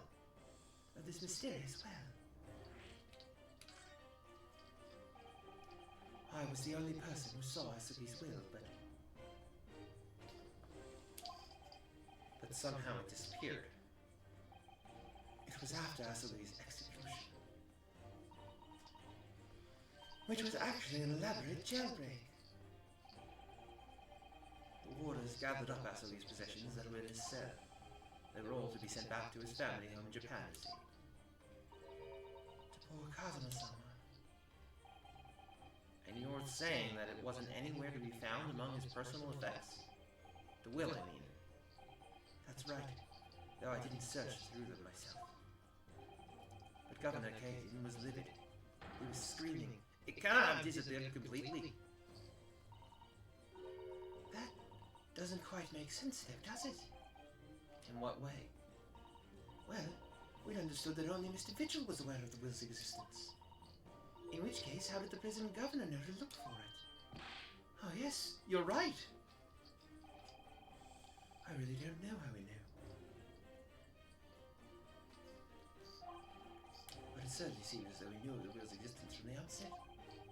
Only he didn't refer to it as a will. What he said was the Asogi Papers. The Asogi Papers? I really can't tell you anything of the subsequent events. Because, well, of what happened. Your dismissal, and the way you blocked it all from your memory. I'd forgotten all this until today. I don't suppose it's relevant to the case then. Well, anyway, thank you very much for sharing it all with us, Mr. Virgil. We're very grateful.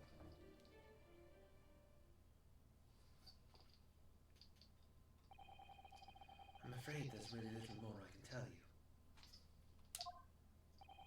My wife Evie will be here shortly, so I do hope I don't appear rude, but... No, not at all. Thank you again. But what will become of you now? Well, impersonating a police officer is a criminal offense, of course. I imagine that once I'm fully recovered, I shall be arrested. I'm so sorry. Don't be, please. This was all my own doing.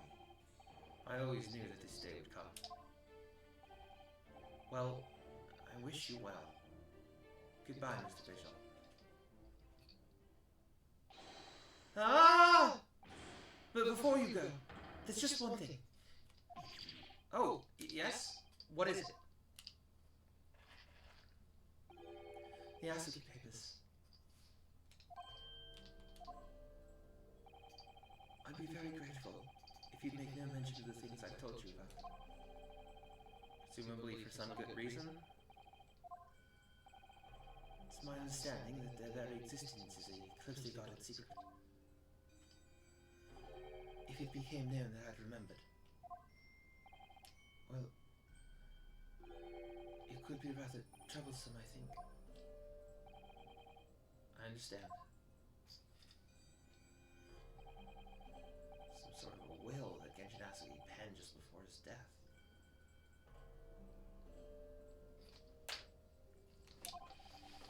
Which the man himself claimed was his last weapon. I wonder, perhaps it had something to do with his plan to escape? If there's anyone who might know more about a document that Kazma's father left behind, it would be Mr. Vigil's governor. Then we know precisely where we must go. Back to Barclay Prison.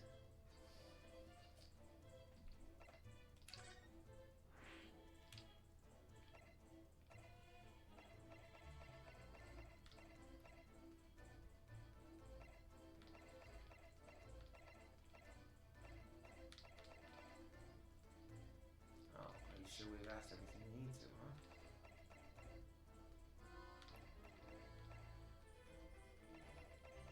Okay, let's go back to Kadama then and see what else we can ask him.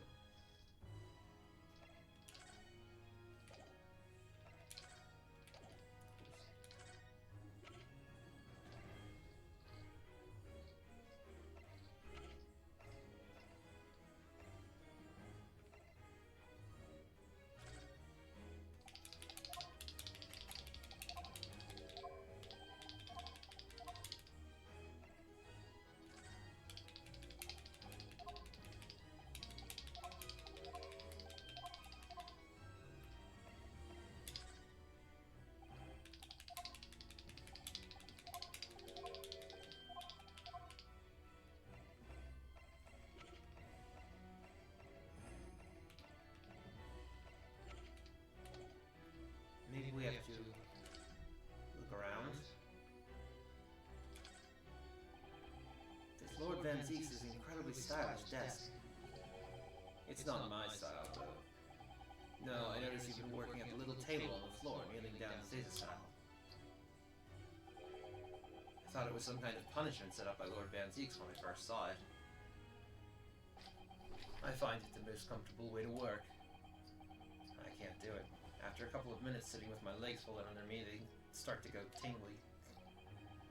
Don't exaggerate, Rinosuke. We both know you can't even manage a minute.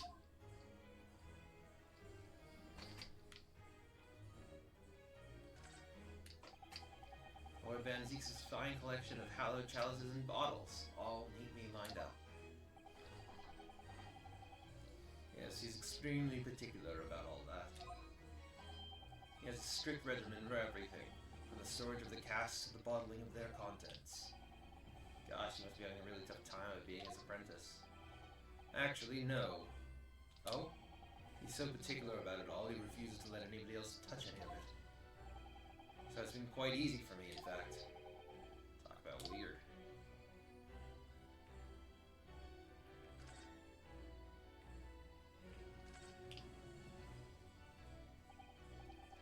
What the... It's a scale model of the crime scene. Oh, yes, I realize that. Does the prosecution office make a model of the scene for every single case? Apparently so. Sometimes it helps to visualize things better and notice things you hadn't spotted before. Actually, the miniature notice board is my work. Be honest, you enjoyed making that.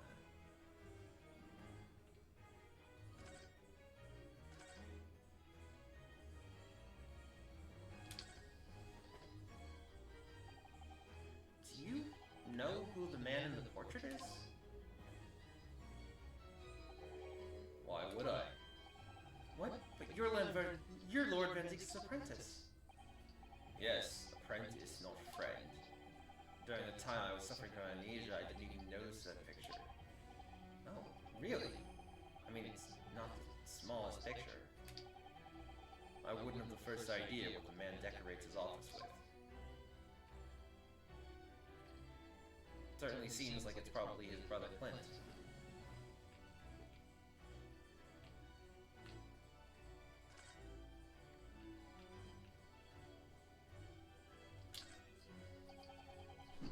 Casks floor to ceiling, just like the last time we were here. Hallowed barrels, I suppose. They're arranged according to vintage, flavor, and region. Every week, they're all taken out and put back in order. What? Every week? Lord Van Zieks can't seem to settle on the perfect way of arranging them, you see.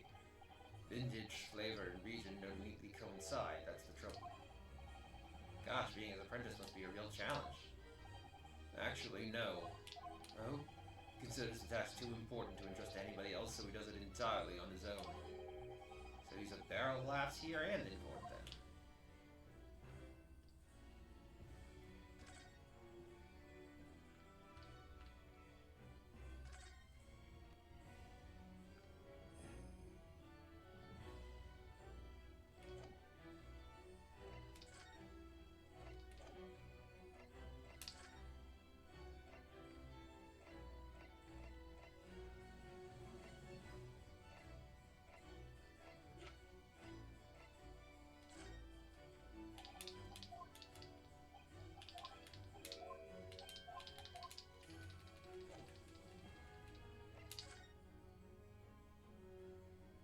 Yeah, so...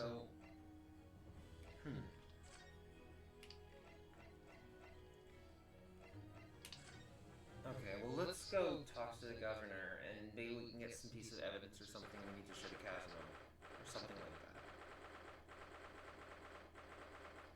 that. 2nd of November, Barclay Prison, Governor's Office. Oh, back again, are you? Hold on, let's,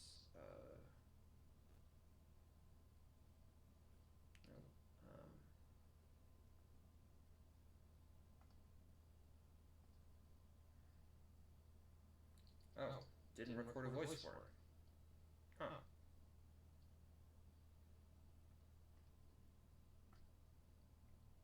Alright.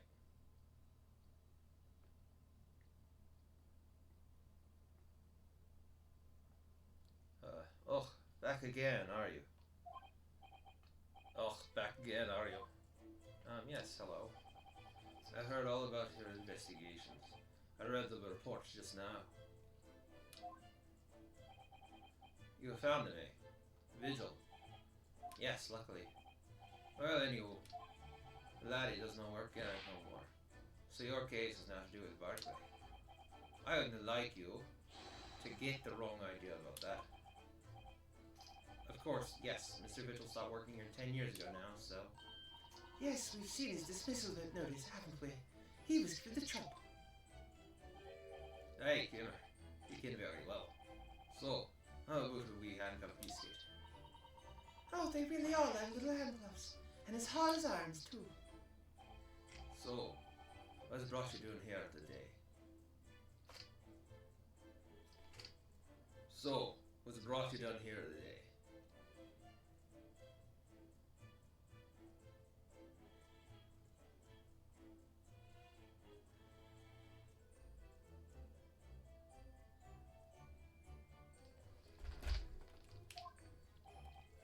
Well, there's something else we'd like to ask you about, actually. Is that so? We believe there might have been a document that disappeared from Genshin Asobi's cell. I think it's been called the Asobi Papers or something?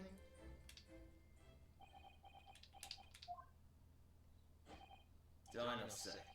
Reg's death is not to do with things that might have happened in Barclay. Leave the past in the past, laddie. No, let's not fuck around with irrelevant details. His expression's changed completely. No, it hasn't. It really hasn't. We're clearly onto something here.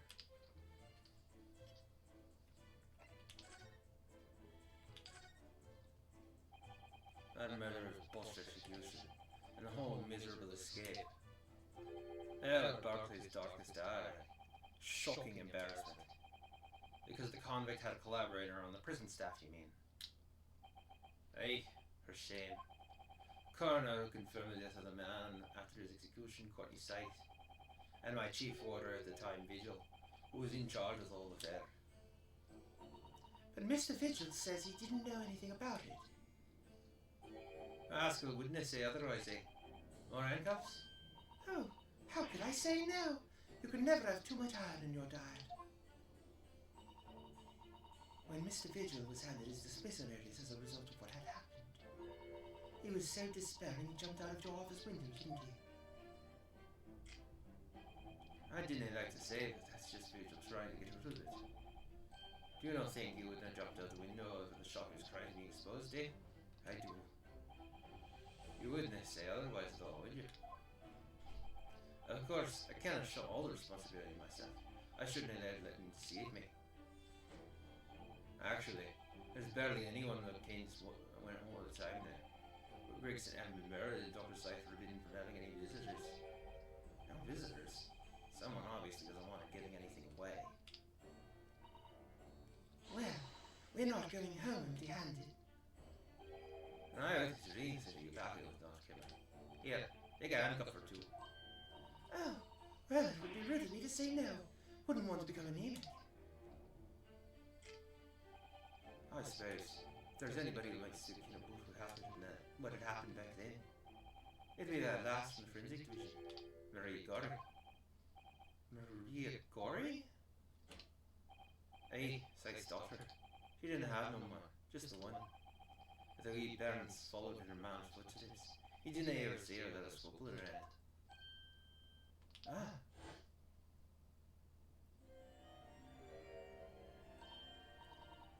Mama, what is this? Ah, where did she spring from? And did she just call the doctor Mama? Dr. Sykes' daughter, Maria Gorey. We could do with talking to her. So, she's Dr. Sykes' daughter, but her surname is Gorey? Aye, there's some family history, I'm sure. And I can't ins and outs of it. She grew up watching a man work with the boys of the folk who died in strange circumstances, and decided to do the same with her own life. I can understand it myself. Perhaps she was driven by a deep respect for her mother. Perhaps. Anyhow, she was in charge of Griggs, and it's up to you, I believe. Right. Coroner responsible for this incomplete report. Someone told me once that the wee lassie always loved her man's stories about cold bodies. There's even a rumour that she used to listen to the funeral march as a lullaby. Well, then perhaps her mother might have told her about the autopsy from the case 10 years ago. Hey, I'd say there's a fighting chance at least. After all, that was a life-changing case for all of us. You really need to speak to Miss Gorey herself about this, I think. Well, Thank you very much. I'm not happy about any part of this. It took years for Londoners to finally forget the old professor business. Can you not get up in this, laddie? Stop asking pointless questions. I'm sorry. I don't like dredging up these painful memories for everyone. Can you not just stay away now? Leave me alone. Did I come back yet, eh?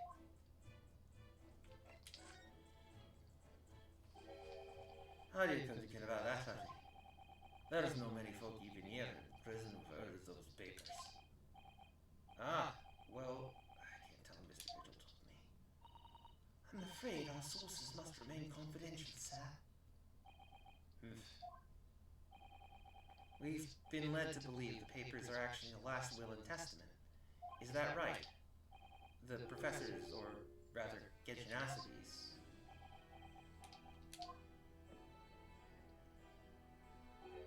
Hey, that's right. You're well informed, Ginny. Oh, is that the end of the silent treatment? But then, after the convict's execution, it mysteriously vanished from his cell, didn't it? Heavens no. You're off at half cock there. I think you didn't quite get your facts straight. It was there in his cell, exactly where it should have been. Oh, not what we heard elsewhere. Hey, just have a wee look around here. Sure I can find it. Hey, here you are. See? The last will and testament of Genasity, written with a calligraphy brush. Of course, I can't read a word of these Japanese squiggles, but I don't mind it says he leaves all his worldly possessions to his son back at his own land. Yes, that's correct. That's the gist of it. So these are the ASCII papers. Aye, of course they are. Papers written by ASCII, no doubt about it. There's no mystery here, laddie. There's your lot. That's your lot. After all the strash slaughter of that of an execution, we sent the man's possessions back to his clan in Japan. That was the end of it. I think we ought to make a record of this, Miss Nada. Just in case. Your papers have been entered into the court record. One thing before you go on your way, Mrs. Nada. Oh yes? Those papers are not to do with Grigson's death. I'd prefer it if you didn't make no mention of them outside this office. Or rather, I wouldn't just prefer it. Consider it an order from the highest levels of our government. I understand.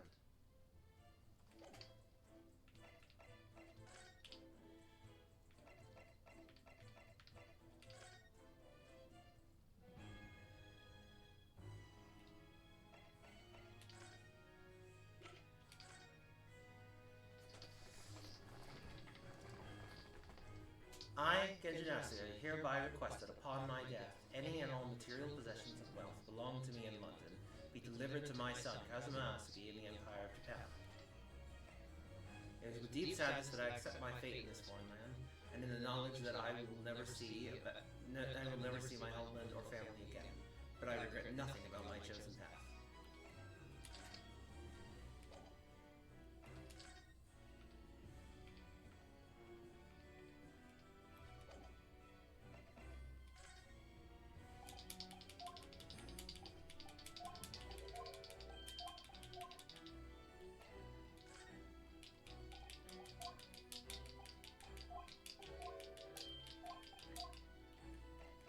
What do we have left to ask them? If we're not, you know...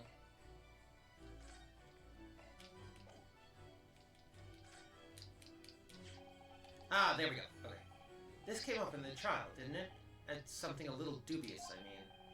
The fact that no time of death was recorded on Inspector Grigson's autopsy report. Yes, there were some unexpected turns of the courtroom earlier. The suggestion you came up with certainly took everyone by surprise. The idea that the victim died the previous day at some other location is quite something. Well, considering when the pocket watch had stopped and the scorch marks on the candle.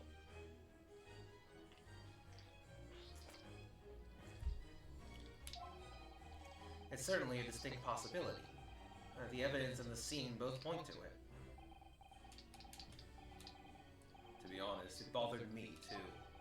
So I paid a visit to the autopsy room earlier. The coroner responsible wasn't there, but I got a name. It's Dr. Gory. If it wouldn't trouble you, Kazuma-sama, we'd very much like to speak with the coroner too. Of course. The last thing I want is for anything to be brushed under the carpet. Scotland Yard's autopsy laboratory is behind Logate Cemetery. It's by Barclay Prison, you mean? Ah, you know it, do you? Prison where my father was incarcerated and robbed of his life. Kazuma-sama. Well, thank you. We'll pay a visit to the laboratory later today. There we go. Rinosuke, I want to thank you. What for?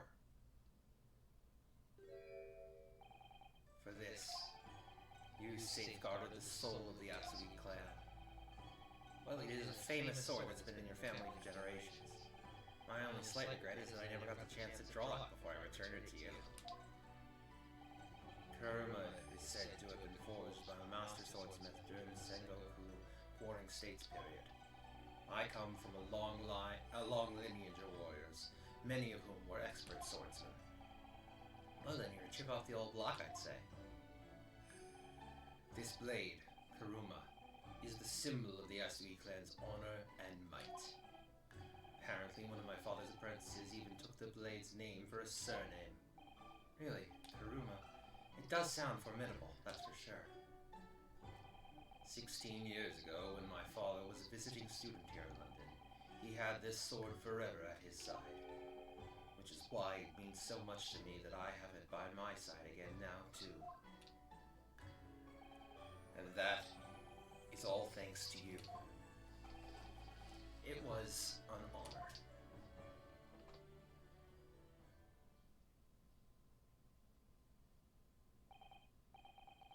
Now, I have preparations to make for tomorrow.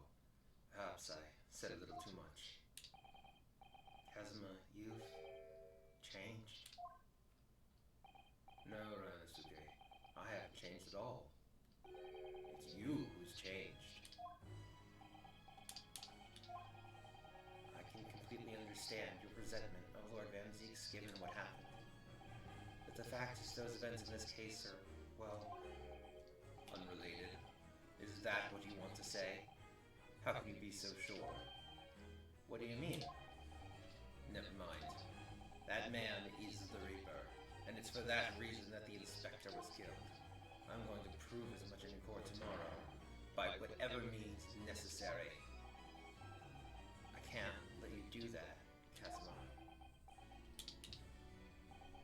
I know you'll do what you have to as a lawyer, but I'm sure I don't need to tell you that I won't be taking any prisoners in the courtroom. I would expect nothing less. Until tomorrow then, in the Old Bailey.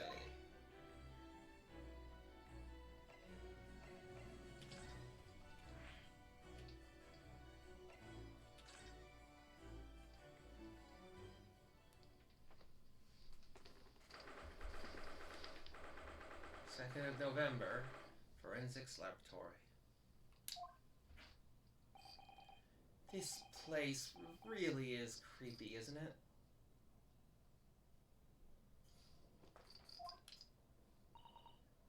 Well, being a dead room, it's probably full of the spirits of the dissected. But actually, there's a rather pleasing scent of roses in the air. Well, being a dead room, the coroner probably needs a bold scent like that to mask the odor of death. Iris. Do you think we could change the subject?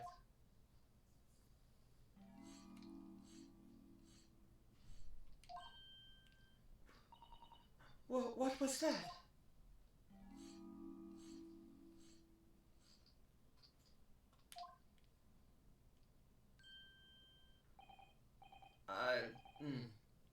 Dr. Gory?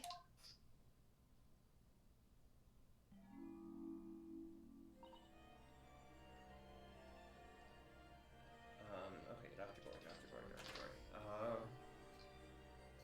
So, I don't believe that I have... Yeah, I do not have a voice for her yet. Even though I probably gave her like a little one, you know, when she first appeared.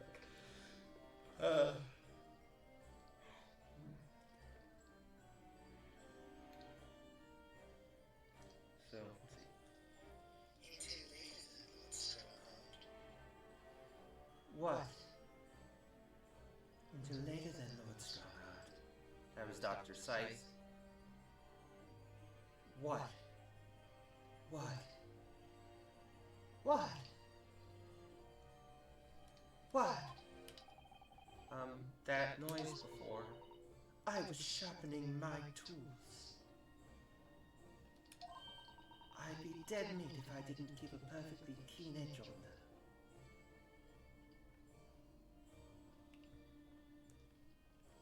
I'd be dead meat if I didn't keep a perfectly keen edge on them.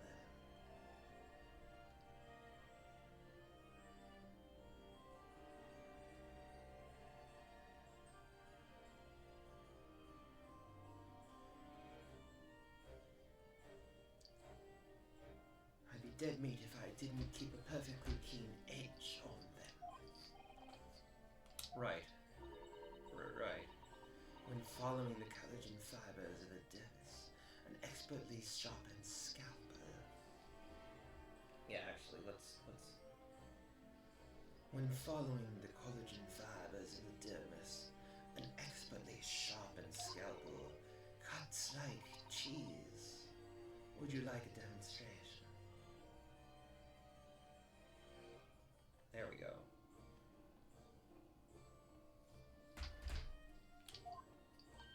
Oh, yes, please. I'd love to see. Then, I think you'll do nicely. Huh? No, I wouldn't do nicely at all. I mean, maybe some other time? Is that it? Well, we came here to ask questions, so...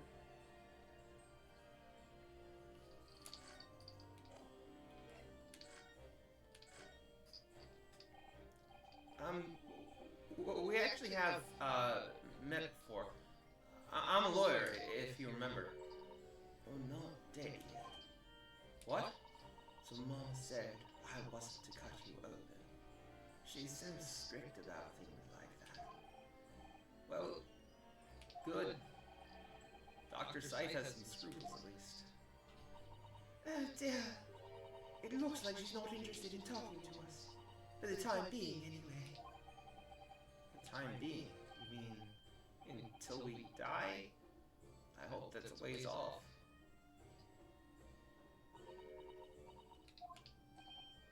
Sorry, but I wasn't planning on dying anytime soon. Surely there's some less drastic way of making him listen.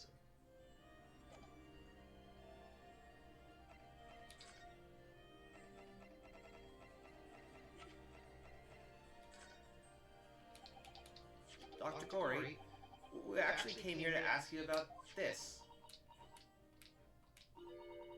He was very good. Good? Sorry? What? His skin didn't snag my blade once, and very little mess. His joints dislocated easily, and his muscle tissue was a pleasure to work with. We can skip those details. But there is one thing about the report that's caught my attention. You don't seem to have recorded a time of death.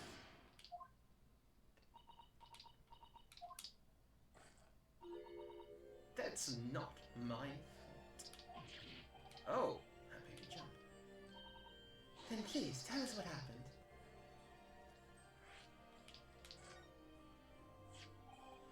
so why doesn't this autopsy report include the victim's time of death then? It's really the most crucial detail. I was told not to write it. What? By whom? Male Strongheart, the Lord Chief Justice. He came here. Lord Strongheart came? He said that from the witness statements about the gunshot and the other evidence. It was obvious. The man clearly died at 5 p.m. on the 1st of November, when the gunshot was heard. that's not the time of death you wrote on the report. You didn't write anything. Was there some reason you didn't include it? Dr. Gorey, if you're hiding something under Lord Strongheart's instructions, then sooner or later you're going to go the same way as your mother. Give it here, then. Hmm? She's scribbling so furiously. There. You've written... What? What's she written? What's she written to us? Indeterminate. But... Has been updated in the document.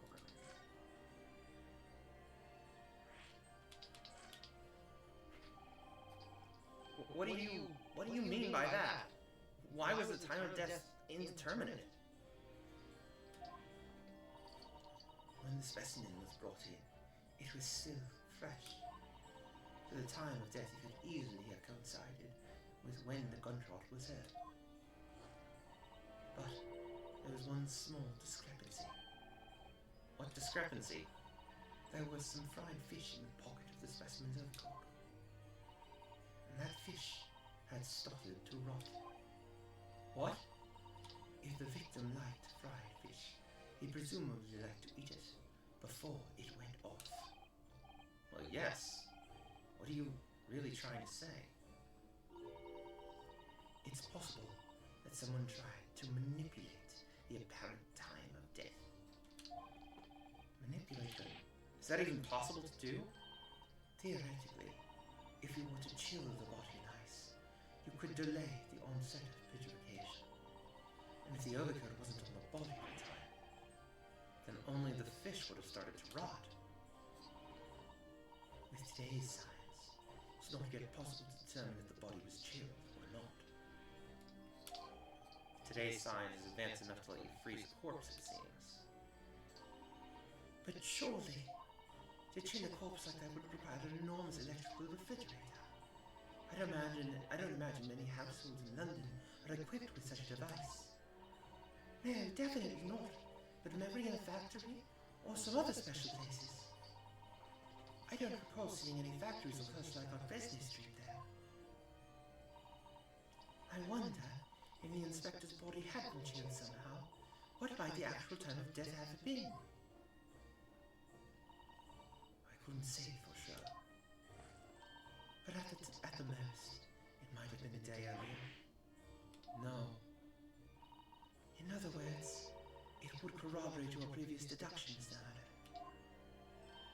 That Inspector Gregson was killed a day before his body was discovered at a different location.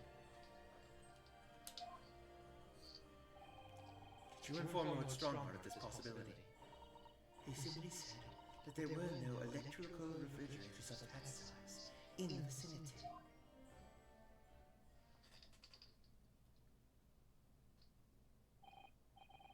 Oh, yes. One other thing. It's something the governor of Barclay Prison told us. He said that your mother, Dr. Scythe, was responsible for confirming the death of the professor after his execution. The professor.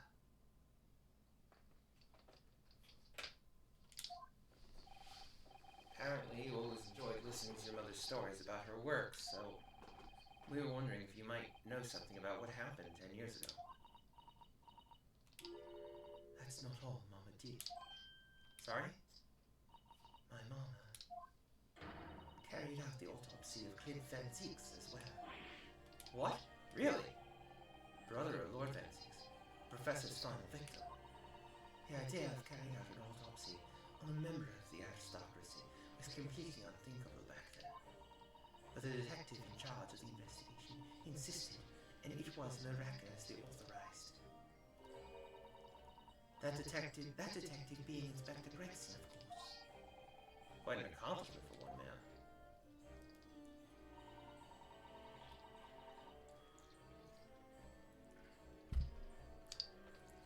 That autopsy provided the vital clue needed to arrest the killer. And Mama was there for that historic event. What does all this mean? You amazing autopsy happened right here, in this very room. The professor and Clint Physics, they both spent their final moments before their burial on that dissection table over there. So this lab, Mama's lab, was instrumental in some of the country's most important events.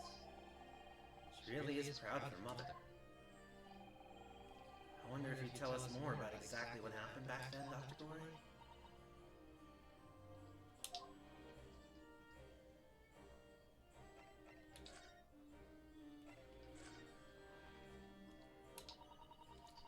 The professor's execution was Mama's first big case. She had to be in attendance at Berkeley Prison's execution chamber and sign a certificate to confirm the convict's death. Mama is the best coroner in the world, you know. I was so proud of her. But the execution didn't actually take place. No, and worse still, Mama actually helped with the jailbreak. I didn't want to know. Oh dear, you found out recently, you mean? I believed in her, in Mama, but now I wonder if I'm starting down the same path as her. You mean because you omitted the time of death on this autopsy report? But that's because Lord Strongheart forbade you from including it. Just like Mama, I'm sure she was coerced by somebody too. Yes, that's my feeling as well. There's no doubt there were powerful forces at play 10 years ago. The execution couldn't have been staged without a lot of people at the prison knowing about it. Obviously, the prison governor must have been on it as well. The big man with the little handcuffs, according to what he told us, he was tricked by the chief warder. He says he knew nothing about it. Of course he said that. I'd say the same thing. Just who was behind that jailbreak all those years ago?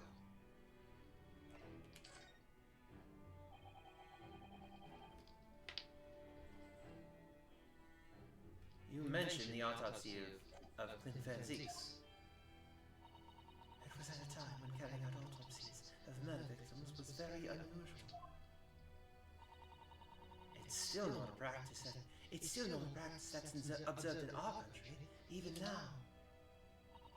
It turned out that he was the professor's final victim, and when the autopsy was performed, Mama was present, although only as a secondary assistant.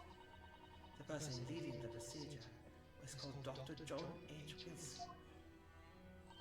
That's right, my daddy. And there was one other person present, the primary assistant. He was a visiting student from the Far East. Wait, a visiting student? It must have been my father, Eugene Mikotoba. I had no idea Professor Mikotoba had been involved in something so important. But the outcome of that historic autopsy was the discovery of a vital piece of evidence that led to the capture of the professor. So that's how they came to identify Genshin as the infamous mass murderer. Do you happen to know anything about that piece of evidence? Can you tell us any more? Would you like to see the records for yourself? Would that be all right? What's the point of keeping records if people can't look at them? They're filed under V at the back of those cupboards, with the other records from the last decade. Was that like thank you? Is that what that said? Yes, thank you. Let's see. Physics. That's strange. What, Miss Nato? They aren't here. There's nothing under Physics. They must be. Perhaps someone took them away? No one's allowed to take documentary as a professor case out of this room. But you're right. They're gone. Well, when was the last time somebody looked at them? Do you remember? It was 2 years ago, a consulting detective came one day, saying that he'd like to see the records. No. You don't mean... Herlock Sholmes was his name. Deep down I knew that was coming. Do you think he stole the records? Oh no, surely not. Iris, that can't be right, can it?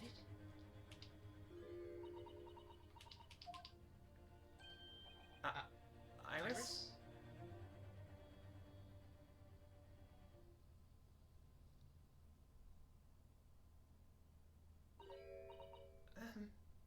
Really?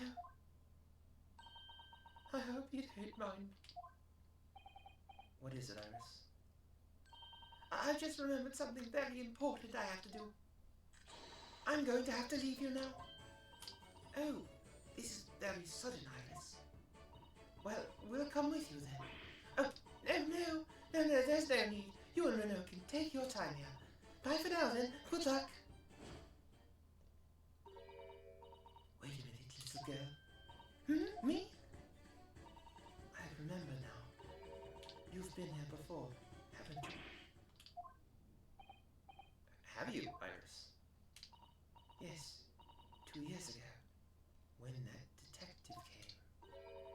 You were with him, weren't you? You were a living specimen then, too. That's the way it usually works, yes. Was I really don't remember. Anyway, sorry, but I must dash. Wait, Iris. I'll brew a report for you when you get home. What's the matter with her? She's behaving really strangely all of a sudden. Well, in that case, we won't keep you any longer either. It's been quite a while since I had any visitors. This was really fun. But next time you come, I'd prefer it if you were ready for dissection. Can't make any promises, sorry. It's a bit strange that the records of Clint Van Zieg's autopsy have disappeared.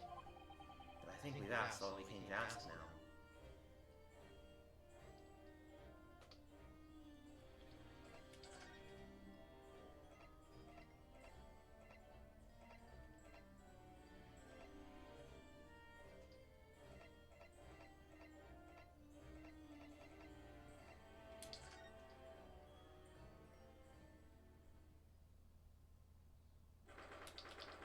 Of November, room on Fresno Street.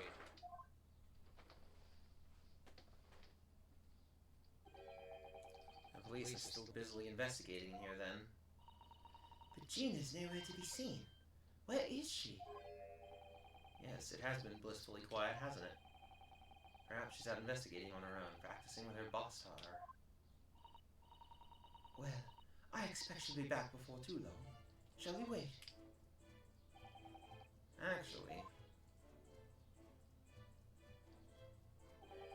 there's something different about the room since the last time we were here, isn't there? We could always use the time to investigate more thoroughly.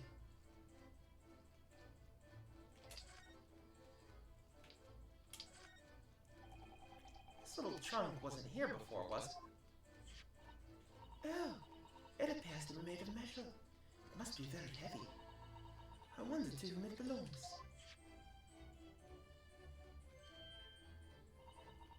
There's some initials on the outside, look. TG. Tobias Gregson, probably. Let's ask one of the policemen if they know I came to be here. Oi! What do you think you're doing? That's right, Frank it is. Hands off. Gina! Where were you hiding?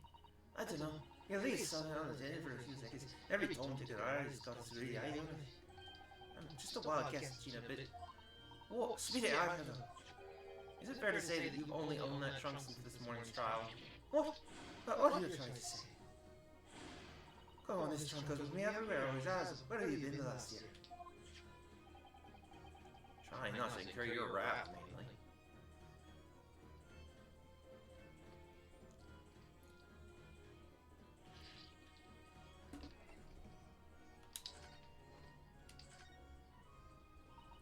They should hear them talking as they are now.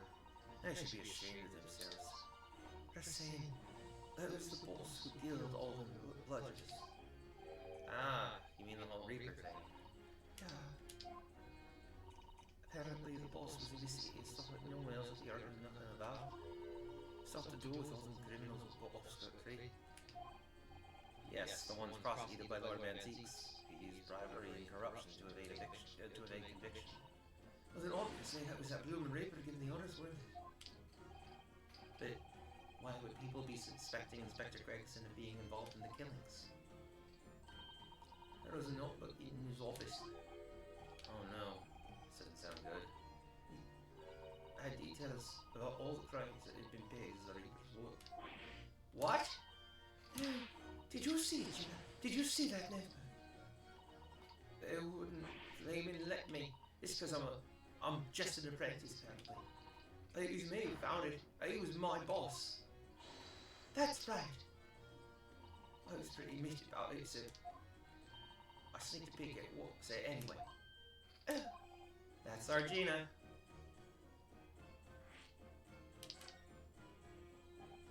So, you managed to see what was written in Gregson's secret notebook anyway, did you? Well, I see. It's my right to read what he read. And what had he written, Gina? Dates, times, places, names, and a whole long list of them. All details about the bloodshed supposed to have been done in by Reaper. But there could be an explanation for that. Perhaps it was a record of the inspector's investigations into the Reaper's activities. Exactly. That's what I see. That's the first thing you'd think, Rob. As it happens, it was full of names I recognised anyway. Well, the Reaper's target world was exclusively known leaders of London's criminal underworld. Well, yeah, but there was one name right here that was a bit awkward. At the end of the list, you mean? I'm pretty sure the date against it was 31st October. Oh, the day before the inspector was found dead. So, what was the odd name? It wasn't like a name I've ever seen before. It was something like a... No, it's no good. I can't remember it. I don't think it was an English name, put it that way. Oh dear, what a pity. There was something else too. I don't know if it matters, but the same name kept popping up over and over. Shin, it was. Don't suppose it means anything, but...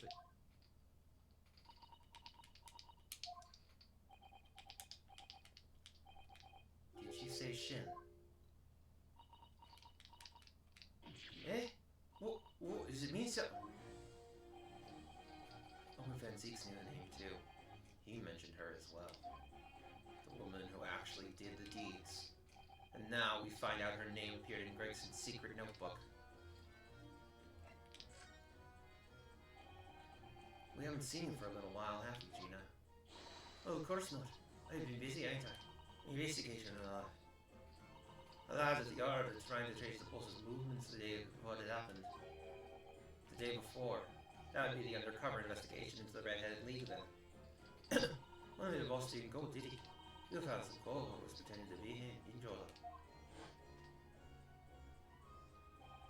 Yes, it was Mr. Virgil who actually went to the park on Lime Street that day, posing as Gregson. Well, anyway, I ain't the only one turning stuff up. I got my own ways of getting results. And me and the partner are get together. There's nothing we can't track down. Oh, little Toby! He's such a faithful friend. Oh, little Toby, he's such a faithful friend. So have you tracked anything down then? What do you think, eh? Of course we have. Can't you tell though? Can't tell you though. But he's business, eh? Anyway, the point is, if we'll all have everything out, you know what to turn to, right? Me and the L on you. Right, because he looks so hellish honest.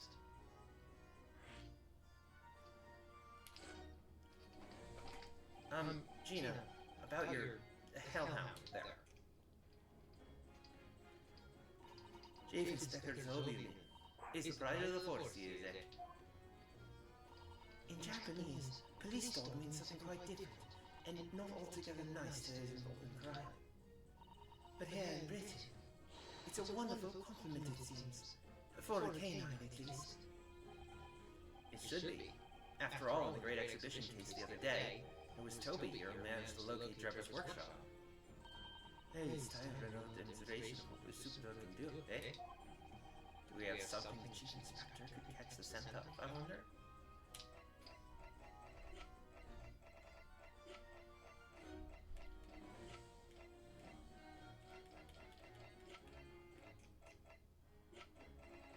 Do we?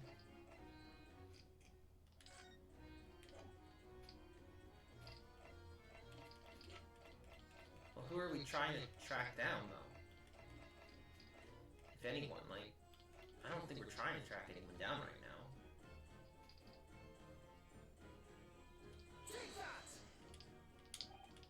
Well, Chief Inspector Toby, if you wouldn't mind having a sniff of this.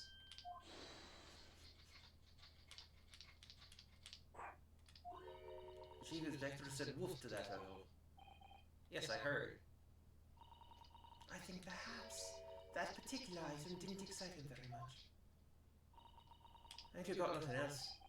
I'll have to think. Gina, about your hellhound there? You want to see another demonstration of his amazing nose, eh? Well, we're trying to trace Inspector Gregson's movements, so... Oh, I see. Come on, Uncle. What you got for him? Do we have something? Ah, okay, got it. Well, Chief Inspector Toby, if you wouldn't mind having a sniff of this.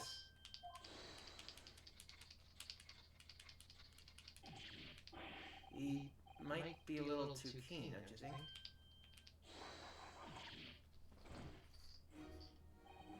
The Chief Inspector made short work of Gina there. Ah, look what he's gone to. Oh, my. That truck clearly still has a very strong scent. Of Inspector Gregson. In other words, it must have belonged to him.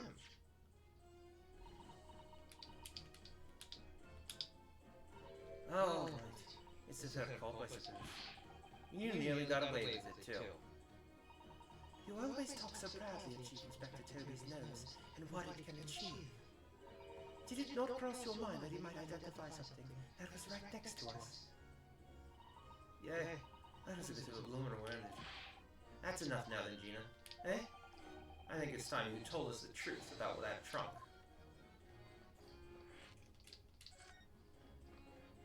We're pretty much out of time, but I just want to finish up this conversation with Gina. It weren't like that. It just weren't. What are you talking about? I know it's going to let you do yours. And that would have happened. That ain't what happened. Alright, then what did happen? Well, like I said before, they're trying to trace the boss's movements. Sorry, Toby, I have a whiff of the boss's overcoat. And as soon as I done that, he went off like a shot. Straight to that sandwich. To a sandwich? Not to a bag of chips?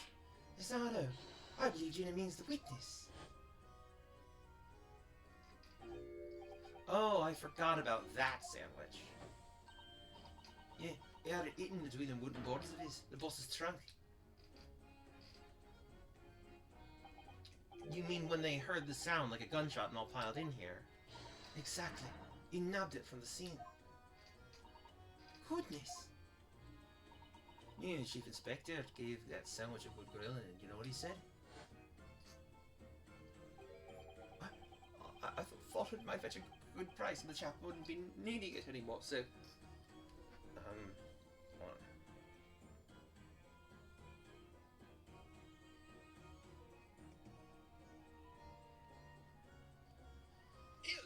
Yes, I thought it might fetch a good price and the chap wouldn't be needing it anymore, so... But that's all I did. Nothing more, no. But I don't need to check if it, hey.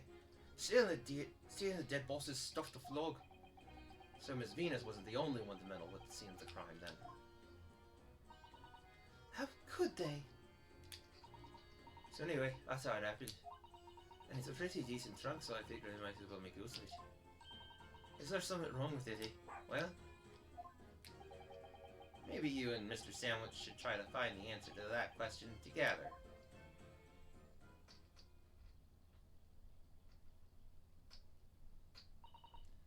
I think perhaps that trunk should be turned over to the police, don't you?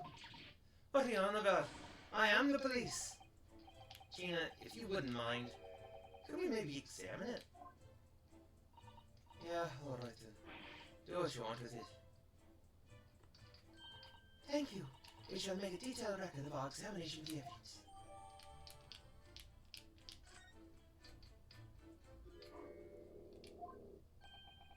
What's the matter with Toby? Why is he acting so aggressively towards me all of a sudden? Miss Nardo, be careful. It must be the trunk. Ah!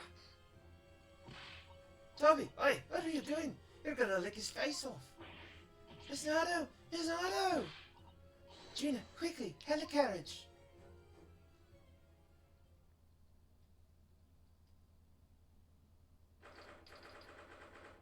And that's where we'll end it for today.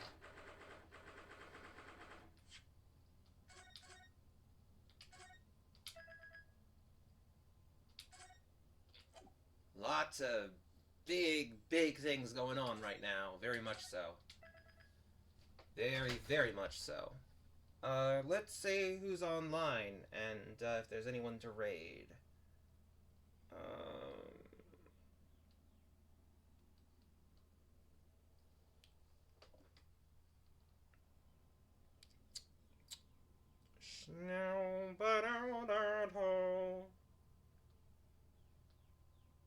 Let's see.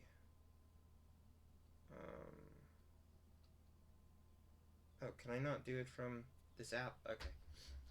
Gotta do it from this app. So let's do it from here.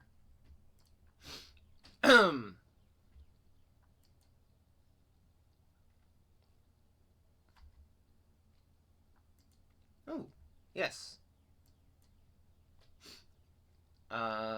Rating Aranok, who's an amazing trans creator. She does great stuff.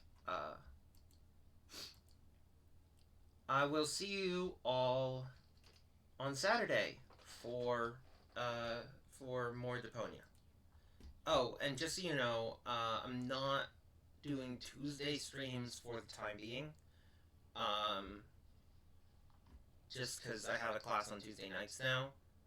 Once it's over, we'll get back to that, for sure. Alright, have a lovely evening, morning, whatever time of day it is for you, and I'll see you soon. Bye-bye.